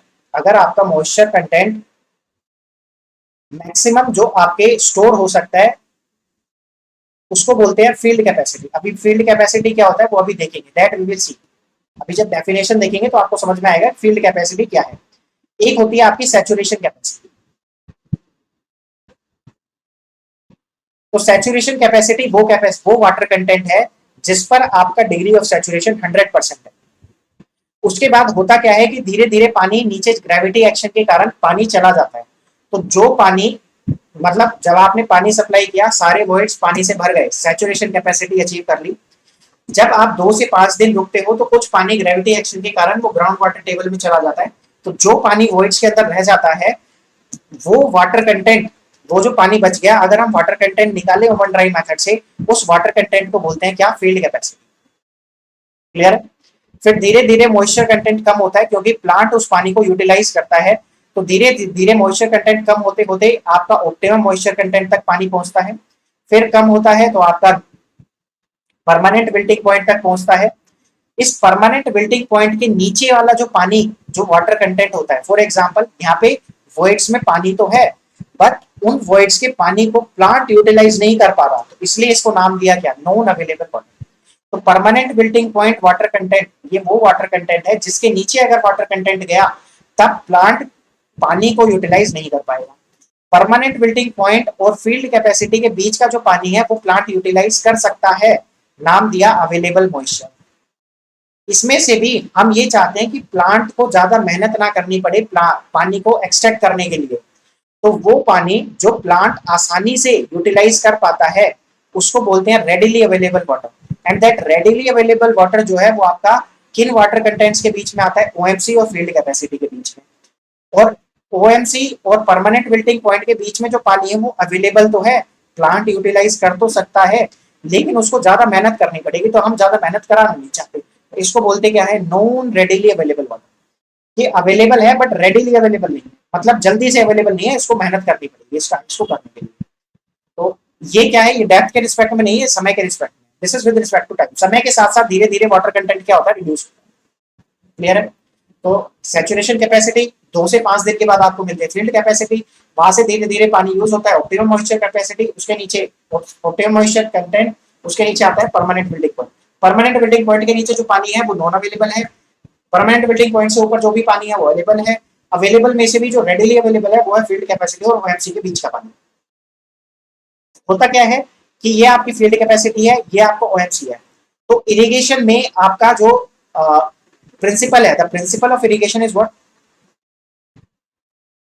डेप्थ वाला एक बार और बता दीजिए। ठीक है, अभी बता देता हूँ। तो समय के साथ होता क्या है कि जो आपकी फील्ड कैपेसिटी है वहां से वाटर कंटेंट कम होना शुरू होता है, कम होना शुरू होता है, कहां तक पहुंचता है? ओएमसी तक पहुंचता है। जैसे ही ओएमसी तक पहुंचता है आप वापस से इरिगेशन सप्लाई, वाटर सप्लाई कर देते हो, वापस field capacity, again it reduces with respect to time, again आप इरिगेशन वाटर सप्लाई करते हो, फिर इट रिड्यूसेस, फिर अगेन आप क्या करते हो? इरिगेशन वाटर को सप्लाई करते हो। तो कितने इंटरवल के बाद आप सप्लाई कर रहे हो, इसको क्या बोलते हैं? इसको बोलते हैं फ्रीक्वेंसी ऑफ इरिगेशन। तो अगर इस पर टाइम है, एक्स एक्सिस पर टाइम है और वाई एक्सिस पर वाटर कंटेंट है, तो वाटर कंटेंट रिड्यूस होता है विद रिस्पेक्ट टू टाइम। तो ये कौन सा मॉइस्चर है जो पानी यूटिलाइज कर, जो पेड़ यूटिलाइज कर रहा है, जो क्रॉप यूटिलाइज कर रहा है, वो कौन सा पानी है? Readily available moisture. It is the moisture between the field capacity and OMC. और दो इरिगेशन के बीच में जो टाइम इंटरवल होता है, that is the frequency of irrigation. उसको फ्रीक्वेंसी ऑफ इरिगेशन बोला जाता है। आई थिंक आपको बहुत सारी चीजें समझ में आई होगी। अगेन एक बार मैं जल्दी से बता देता हूँ।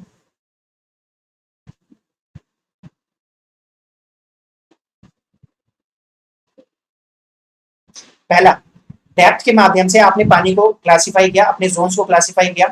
तो आपके पास दो जोन होते हैं, एक होता है जोन ऑफ रॉक फ्रैक्चर, एक होता है zone of rock flash. Zone of rock flash में आपका जो रॉक है वो फ्लूइड फॉर्म में रहता है, वहां पानी का कोई प्रेजेंस नहीं होता। जोन ऑफ रॉक फ्रैक्चर, जो फ्रैक्चर्स होते हैं वहां पर पानी प्रेजेंट होता है।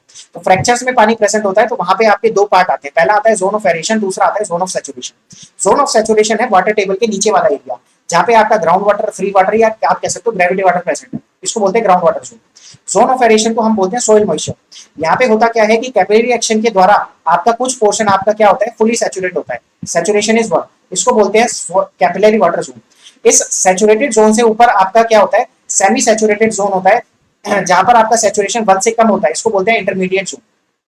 इसके ऊपर आता है आपका रूट वाटर जोन। इस रूट वाटर जोन में जो आप पानी सप्लाई करते हो, या तो आपको रेनफॉल के माध्यम से मिलता है या आपको इरिगेशन वाटर के माध्यम से सप्लाई करते हो। तो रूट वाटर जोन आता है, उसके नीचे इंटरमीडिएट जोन आता है, उसके नीचे कैपिलरी जोन आता है, जिसके अंदर zone of aeration. This is soil moisture. इसके बाद है आपका विद रिस्पेक्ट टू टाइम। अगर आप देखो विद रिस्पेक्ट टू टाइम, अगर आप देखना चाहते हो तो आपने जब पानी को सप्लाई किया तो आपके सारे वॉइड्स फिल हो जाते हैं, उसको बोलते हैं सैचुरेशन कैपेसिटी। कुछ समय पश्चात आपके जो वॉइड्स, जो पानी होता है वो ग्रेविटी एक्शन के द्वारा, ग्रेविटी वाटर जो है वो कहाँ पे मिल जाता है? ग्राउंड वाटर टेबल में। जो पानी बचता है आपका वॉइड्स के अंदर, उसको बोलते हैं फील्ड कैपेसिटी, जो वाटर कंटेंट आपका होता है।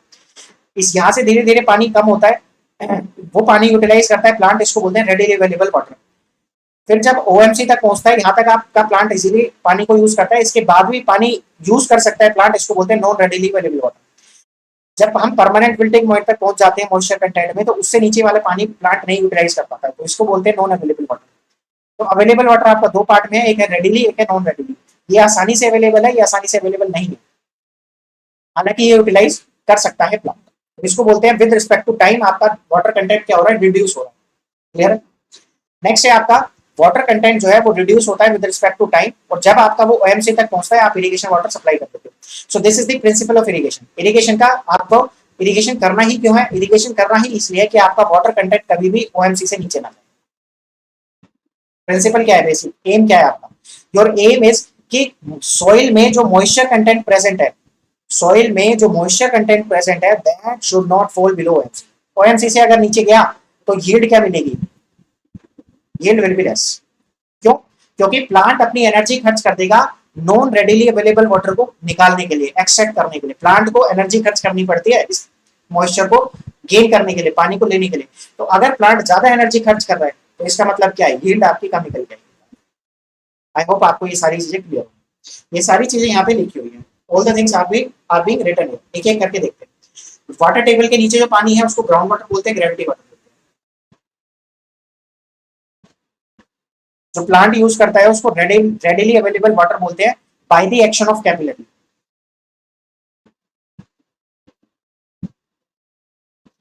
Capillary water is a different thing.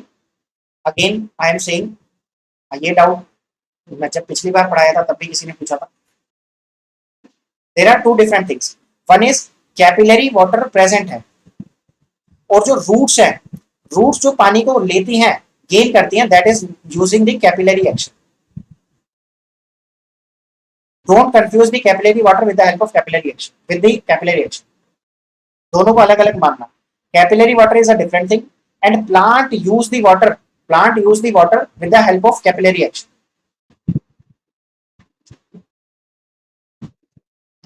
That water above the water table के ऊपर जो पानी प्रेजेंट है उसको बोलते हैं soil moisture. तो वाटर टेबल के नीचे वाले पानी को हमने बोला था ground water, free water. Water table के ऊपर जहां zone of saturation, zone of aeration था, जोन ऑफ एरेशन में हमने जो पानी प्रेजेंट था उसको बोला था soil moisture. The portion of zone of aeration in which roots of plants penetrates to absorb moisture, nutrients is termed as soil water zone. Soil या फिर root water zone.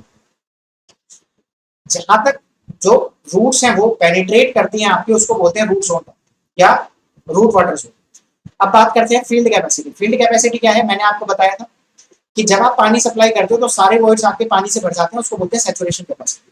वहां से कुछ पानी ग्रेविटी एक्शन के द्वारा नीचे चला जाता है कुछ समय पश्चात, तो तब जो वॉइड्स में पानी बचता है उसको आप बोलते हो field capacity.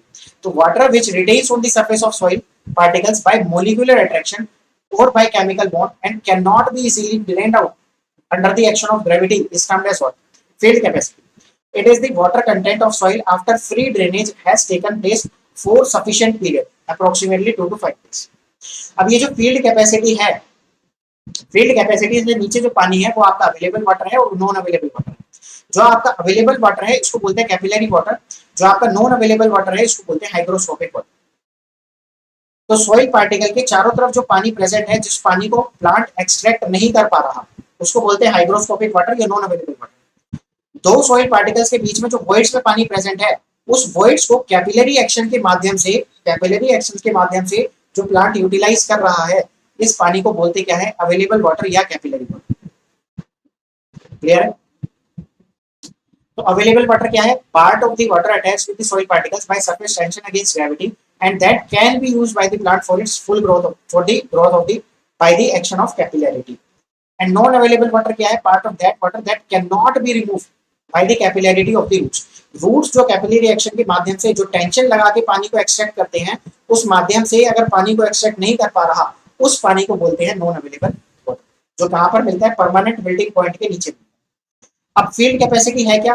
Field capacity OMC और परमानेंट बिल्डिंग पॉइंट कुछ नहीं है, they are nothing but water content. और वाटर कंटेंट की डेफिनेशन आपने सॉइल मैकेनिक्स में पढ़ रखी है. Weight of water divided by weight of solids, या आप कह सकते हो वेट ऑफ ड्राई सॉइल. तो weight of water retained in the certain volume of the soil against gravity divided by weight of same volume of dry soil. Clear? Next, अगर आप area कितना मान लो, 1 मीटर स्क्वायर एरिया मानो, और root zone की जो depth है वो डी मानो, तो टोटल वॉल्यूम कितना आ गया सॉइल का? सॉइल का टोटल वॉल्यूम आ गया स्मॉल डी. तो आप क्या ये ड्राई वेट निकाल सकते हो? बिल्कुल निकाल सकते हैं. कैसे? हमें पता है dry unit weight gamma D क्या होता है? डब्ल्यू डी अपॉन में वीटी. तो डब्ल्यू डी क्या हो जाएगा? Total volume into unit weight. तो total volume into dry unit weight will give you what? Dry weight of the soil. और वेट ऑफ वाटर जो रिटेन हुआ वो कैसे निकालोगे? आपको पता है वाटर कंटेंट क्या होता है? Water content is nothing but wait of water divided by weight of dry. तो WD आपने निकाल लिया. WD आपको पास है. वाटर कंटेंट क्या है? फील्ड कैपेसिटी है. तो अगर आप फील्ड कैपेसिटी की मल्टीप्लाई WD से कर दो, आपको क्या मिल जाएगा? कितना पानी स्टोर हुआ. तो weight of water retained in the soil is given by field capacity into WD. Weight of water क्या हो गया? Field capacity into D into gamma. Now volume of water retained up to field capacity. Field capacity तक पानी कितना store हुआ. Volume अगर आपको निकालना है तो कैसे निकालोगे? आपको पता है unit weight of water is what? Wait of water divided by volume of water. Wait of water आप निकाल चुके हो, यूनिट वेट ऑफ वाटर आपको पता है, वॉल्यूम ऑफ वाटर निकाल लोगे कैसे? इसको इधर ले जाओ, गामा को नीचे ले आओ. तो यहाँ से वॉल्यूम ऑफ वाटर के आगे गामा डी अपॉन में gamma W D into field capacity. From here we get, अगर हमें डेप्थ निकालना है, मतलब एरिया आप 1 मीटर स्क्वायर मान लो, तो वॉल्यूम को 1 से डिवाइड कर दो, we will get the depth. तो depth of water store up to the field capacity is given by field capacity तक कितना पानी स्टोर हुआ कैसे निकलेगा? गामा डी अपॉन में gamma W into D into field capacity. It is also termed as what? Water storage capacity. तो ये जो DW मिला आपको, ये क्या है? कितना पानी, कितना वॉल्यूम ऑफ वाटर स्टोर होगा आपका 1 मीटर स्क्वायर एरिया में. क्लियर है? When the moisture content is what? Field capacity. और दो वाटर कंटेंट के बीच में अगर आपको निकालना है कितना पानी स्टोर होगा, तो दोनों वाटर कंटेंट को क्या कर दो? सब्ट्रैक्ट कर दो. फील्ड कैपेसिटी की जगह रिप्लेस कर दो 2 water content, rest remains the same. Clear है? अब एग्जाम में वो आपसे फील्ड कैपेसिटी पूछता है कि फील्ड कैपेसिटी निकालो. तो ये आपका मेरे ख्याल से उसमें आया हुआ है, इसमें आया हुआ है, ऑब्जेक्टिव में आया हुआ है कि आपको क्या दे रखा है, वेट ऑफ वाटर या यूनिट वेट ऑफ वाटर आपको पता है। सर डैम के बारे में भी पढ़ा दीजिएगा क्योंकि अब हर एग्जाम में पूछने लगा है। ओके, फील्ड कैपेसिटी क्या है, field capacity is nothing but water content. Water content कैसे, weight of water divided by dry weight. अब वेट ऑफ वाटर कैसे निकाला आपने, वेट ऑफ वाटर कैसे निकालोगे, यूनिट वेट की मल्टीप्लाई कर दोगे वॉल्यूम से। ये रहा, ये के बता देता हूं that gamma W is equals to में डब्ल्यू डब्ल्यू अपॉन में वीवी। अगर आपको ये वॉल्यूम ऑफ वाटर, अगर वेट ऑफ वाटर निकालना है तो वॉल्यूम ऑफ वाटर को मल्टीप्लाई कर दिया गामा डब्ल्यू से। अगर आपको ड्राई वेट निकालना है तो again gamma D is equals to nothing but W D upon में वी टी। अगर आपको ड्राई वेट निकालना है तो वी टी की मल्टीप्लाई कर दी गामा डी से। अब volume of water divided by volume of T, आप फील्ड कैपेसिटी को क्या मान लेते हो, सैचुरेशन कैपेसिटी मान लेते हो। तो वीवी अपॉन में वीटी क्या होता है, वीवी अपॉन में VT is nothing but volume of voids divided by total volume, it is the porosity. Void ratio क्या होता है, वीवी अपॉन में वीएस। पोरोसिटी क्या होता है, वीवी अपॉन में वीटी। तो ये वी डब्ल्यू अपॉन वीटी को आप लिख सकते हो क्या, porosity, and this is gamma W upon में गामा। तो अगर एग्जाम में वो आपसे क्या पूछे, एग्जाम में वो आपसे क्या पूछे,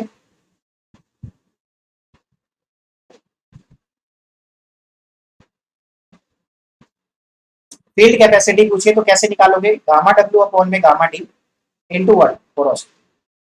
वो आपको पोरोसिटी देके चलेगा, यूनिट वेट देके चलेगा, ये आपको पहले से पता, this you already. Next, the total field capacity cannot be utilized by the plant, it can be extracted up to some extent after which it becomes dry, this water is known as permanent wilting point। मैंने आपको बताया था जिस point, जिस water content के बाद आपका plant पानी को यूटिलाइज ना कर पाए उसको बोलते हैं, उस वाटर कंटेंट को क्या बोलेंगे, परमानेंट विल्टिंग पॉइंट। और water which is available to the plant is the difference between field capacity और परमानेंट विल्टिंग पॉइंट के बीच का जो वाटर है उसको बोलते क्या है, अवेलेबल वाटर, पीडब्ल्यूपी। और फिर हमने अगेन बीच में एक ओएमसी लेके आए कि इस अवेलेबल वाटर को भी हमने दो पार्ट में क्लासिफाई किया। तो this is termed as available moisture और कैपिलरी वाटर और maximum storage capacity of the soil. The portion of available moisture which can be extracted by the plants for its growth is termed as readily available moisture. वो पानी जो easily extract कर सकता है plant, OMC से ऊपर वाला पानी इजीली क्या कर सकता है, एक्सट्रैक्ट कर सकता है, इसको हमने बोल दिया रेडिली अवेलेबल मॉइस्चर। और ये इस टोटल का कितना होता है, 75 से 80% होता है। और 25 से 20% पानी आपका होता है जो आपका ओएमसी और इस पीडब्ल्यूपी के बीच में स्टोर होता है, जिसको हम नॉन रेडिली अवेलेबल मॉइस्चर बोलते हैं, जो यूटिलाइज तो कर सकता है प्लांट लेकिन क्या नहीं कर सकता, इजीली एक्सट्रैक्ट नहीं कर सकता। क्लियर है? अगर आपका वाटर कंटेंट ओएमसी से नीचे आता है तो प्लांट पानी को यूटिलाइज तो करेगा but productivity gets affected and yield will be less, yield आपकी कम हो जाएगी। नेक्स्ट है आपका soil moisture deficiency and equivalent moisture. ये टर्म्स क्या कहती है, soil moisture deficiency क्या कहता है, water required to bring soil moisture content of the given soil to its field capacity। कि soil में कितना water content फिलहाल है और हमें कितना पानी सप्लाई करना पड़ेगा कि हमारा जो water content है वो field capacity तक पहुंच जाए। तो that water content is known as what, soil moisture deficiency। soil के moisture में कितनी deficiency है field capacity तक पहुंचने के लिए, उसको बोलेंगे soil moisture deficiency। नेक्स्ट है आपका equivalent moisture. Equivalent moisture field capacity के बराबर ही होता है। इन जनरल जब हम बात करते हैं कि हमें क्या निकालना है, हमें ये निकालना है कि फील्ड कैपेसिटी कितनी है इस सॉइल की, इस सॉइल में फील्ड कैपेसिटी कितनी है। अगर हमें ये फाइंड करना है तो हमें क्या करना पड़ेगा, एक सॉइल सैंपल लेंगे, ठीक है। इस सॉइल सैंपल के अंदर हम पानी को भेजेंगे और नीचे से पानी को कलेक्ट करेंगे, ठीक है। तो कितना पानी स्टोर हुआ, हमें कितने दिन रुकना पड़ेगा, 2 से 5 दिन हमें रुकना पड़ेगा। फील्ड कैपेसिटी क्या है, फील्ड कैपेसिटी है जब आप पानी सप्लाई करो 2 से 5 दिन रुको, कुछ पानी ग्रेविटी एक्शन से नीचे चला जाएगा, कुछ पानी सोइल के अंदर रुक जाएगा, वॉइड्स के अंदर। जो पानी रुका उसी पानी को उसका जो वाटर कंटेंट होगा दैट इज फील्ड कैपेसिटी। तो अगर हमें फील्ड कैपेसिटी निकालनी है तो हमने डिस्चार्ज ऐड किया, सॉइल में पानी स्टोर हुआ, पानी नीचे निकल गया, 2 से 5 दिन वेट करो, उसके बाद यहाँ से एक सॉइल सैंपल उठाया, वहां से हमने ओवन ड्राई मेथड से क्या निकाला, वाटर कंटेंट निकाला, that is the field capacity, वो आपकी फील्ड कैपेसिटी। तो आपको 2 से 5 दिन रुकना पड़ेगा। तो आपको पता है किसी के पास टाइम तो है नहीं इतने दिन रुकने का, तो हमने क्या निकाला, एक इक्विवेलेंट मॉइस्चर का कॉन्सेप्ट निकाला। हमने क्या किया, इस सॉइल के अंदर हमने पानी को सप्लाई किया सैचुरेशन कैपेसिटी तक, सारे वॉइड्स भर दिए। सारे वॉइड्स भरने के बाद हमने क्या करा, इसको घुमाना शुरू किया, रोटेशन, इसको घुमाना शुरू किया। if the it is the water retained in the saturated soil being centrifuged for 30 minutes, 30 minute तक इसको जोर जोर से घुमाया तो कुछ पानी निकल गया सॉइल के अंदर से। और कितने फोर्स से घुमाया इसको, कितने फोर्स से घुमाया, आधे घंटे तक। जो आपका ग्रेविटी का फोर्स होता है, ग्रेविटी फोर्स से 100 गुना फोर्स लगाया, ग्रेविटी फोर्स से 100 गुना फोर्स लगाया, 30 मिनट तक घुमाना शुरू किया। कुछ पानी, सारा पानी बाहर निकल गया। जो पानी बचा वहां से एक सोइल सैंपल लिया, ओवन ड्राई मेथड से वाटर कंटेंट कैलकुलेट करा। That water content resembles what, field capacity. It is approximately equal to field capacity. तो इक्विवेलेंट मॉइस्चर कैसे निकाला, आधे घंटे तक 100 गुना ग्रेविटी के फोर्स से 100 गुना फोर्स लगाकर हमने किसी चीज को घुमाया, सॉइल के सैंपल को घुमाया। जो पानी निकल गया वो निकल गया, जो बच गया वहां से वाटर कंटेंट निकाला। That water content resembles field capacity. Clear है? ऑब्जेक्टिव क्या है आपका इरिगेशन का? Irrigation should be carried out, aim है आपका, at such frequency so that moisture content in root zone never falls below OMC। आपका moisture content कभी OMC से ज्यादा, OMC से नीचे नहीं जाना चाहिए। क्लियर है? This is OMC, this is field capacity. I hope आपको क्लियर हो। This is the objective. तो ऑब्जेक्टिव भी एग्जाम में पूछा जा सकता है। आगे बढ़ते हैं। नेक्स्ट इज, जो मैं आपको कह रहा था कि पानी, जो पेड़ है वो पानी को यूटिलाइज करता है by the action of capillary, और पानी को एक्सट्रैक्ट करने के लिए एनर्जी लगानी पड़ती है। वो एनर्जी जो प्लांट को लगानी पड़ती है पानी को एक्सट्रैक्ट करने के लिए, उसको बोलते हैं soil moisture tension. This is the measure of suction required to extract the water from the soil. Soil के अंदर से कितना प्रेशर लगाना पड़ेगा प्लांट की रूट्स को उस पानी को एक्सट्रैक्ट करने के लिए, इसको आप टेंसियोमीटर की हेल्प से क्या कर सकते हो, मेजर कर सकते हो। अगर वाटर कंटेंट कम है, वॉइड्स में वाटर कंटेंट कम है, उतना ही आपको ज्यादा प्रेशर लगाना पड़ेगा, तो soil moisture tension will be. अगर आप देखो soil moisture tension field capacity पर, इट इज 1/10 टू 1/3। तो ये इंडियन एग्रीकल्चर रिसर्च इंस्टीट्यूट द्वारा दी गई जानकारी है कि प्लांट को एटमॉस्फेरिक प्रेशर से के 1/10 प्रेशर अप्लाई करना पड़ता है वाटर को यूटिलाइज करने के लिए। लेकिन अगर वही water content permanent melting point तक पहुंचे तो जो एटमॉस्फेरिक प्रेशर है उससे 12 से 15 गुना उसको प्रेशर अप्लाई करना पड़ता है, तब जाके पानी एक्सट्रैक्ट होता है। क्लियर है? तो हम कभी भी पीडब्ल्यूपी तक नहीं जाने देंगे। We will do the irrigation only up to what water content reaches up to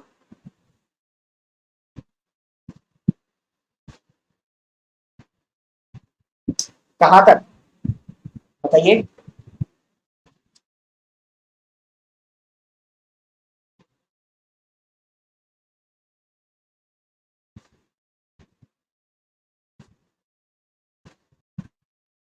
बिल्कुल सही बात है, ओएमसी।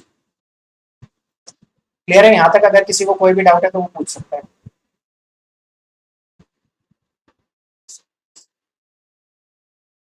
ठीक है, ये न्यूमेरिकल से घर पे देख लेना, बहुत ही आसान है, आपको आसानी से समझ में आ जाएगा, इसमें कुछ बताने वाला है नहीं।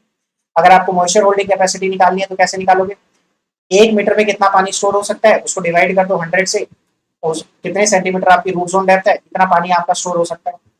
अब कितना पानी आप अलाउ कर रहे हो डिप्लीशन के लिए, इतना। फ्रीक्वेंसी ऑफ इरिगेशन क्या होगा, कितना पानी आप अलाउ कर रहे हो उसको डिवाइड कर दो कितना पानी यूज हो रहा है हर रोज। तो इतने दिन बाद आपको क्या करना पड़ेगा, इरिगेशन का पानी सप्लाई करना पड़ेगा। कितना पानी आप सप्लाई कर रहे हो, नेट एप्लीकेशन कितना है, आपको 14.7 mm तो पानी चाहिए कंजप्टिव यूज के लिए। उसके साथ साथ लॉसेस को ऐड करोगे, तो लॉसेस को जब आप ऐड करोगे तो एप्लीकेशन एफिशिएंसी दे रखे 40%, डिवाइड करोगे आपको मिल जाएगा। Next, volume of water required कैसे निकालोगे, एरिया से मल्टीप्लाई कर दोगे पानी को। और टाइम टू इरिगेट कैसे निकालोगे, discharge, time is equals to nothing but volume divided by discharge. उसके बाद फ्रीक्वेंसी ऑफ इरिगेशन कैसे निकालेंगे, ये सारा आपको फॉर्मूला पता ही है, डायरेक्टली फॉर्मूला अप्लाई करो। Field capacity, permanent wilting point, available moisture, readily available moisture, non readily available moisture, ये सारी चीजें आपको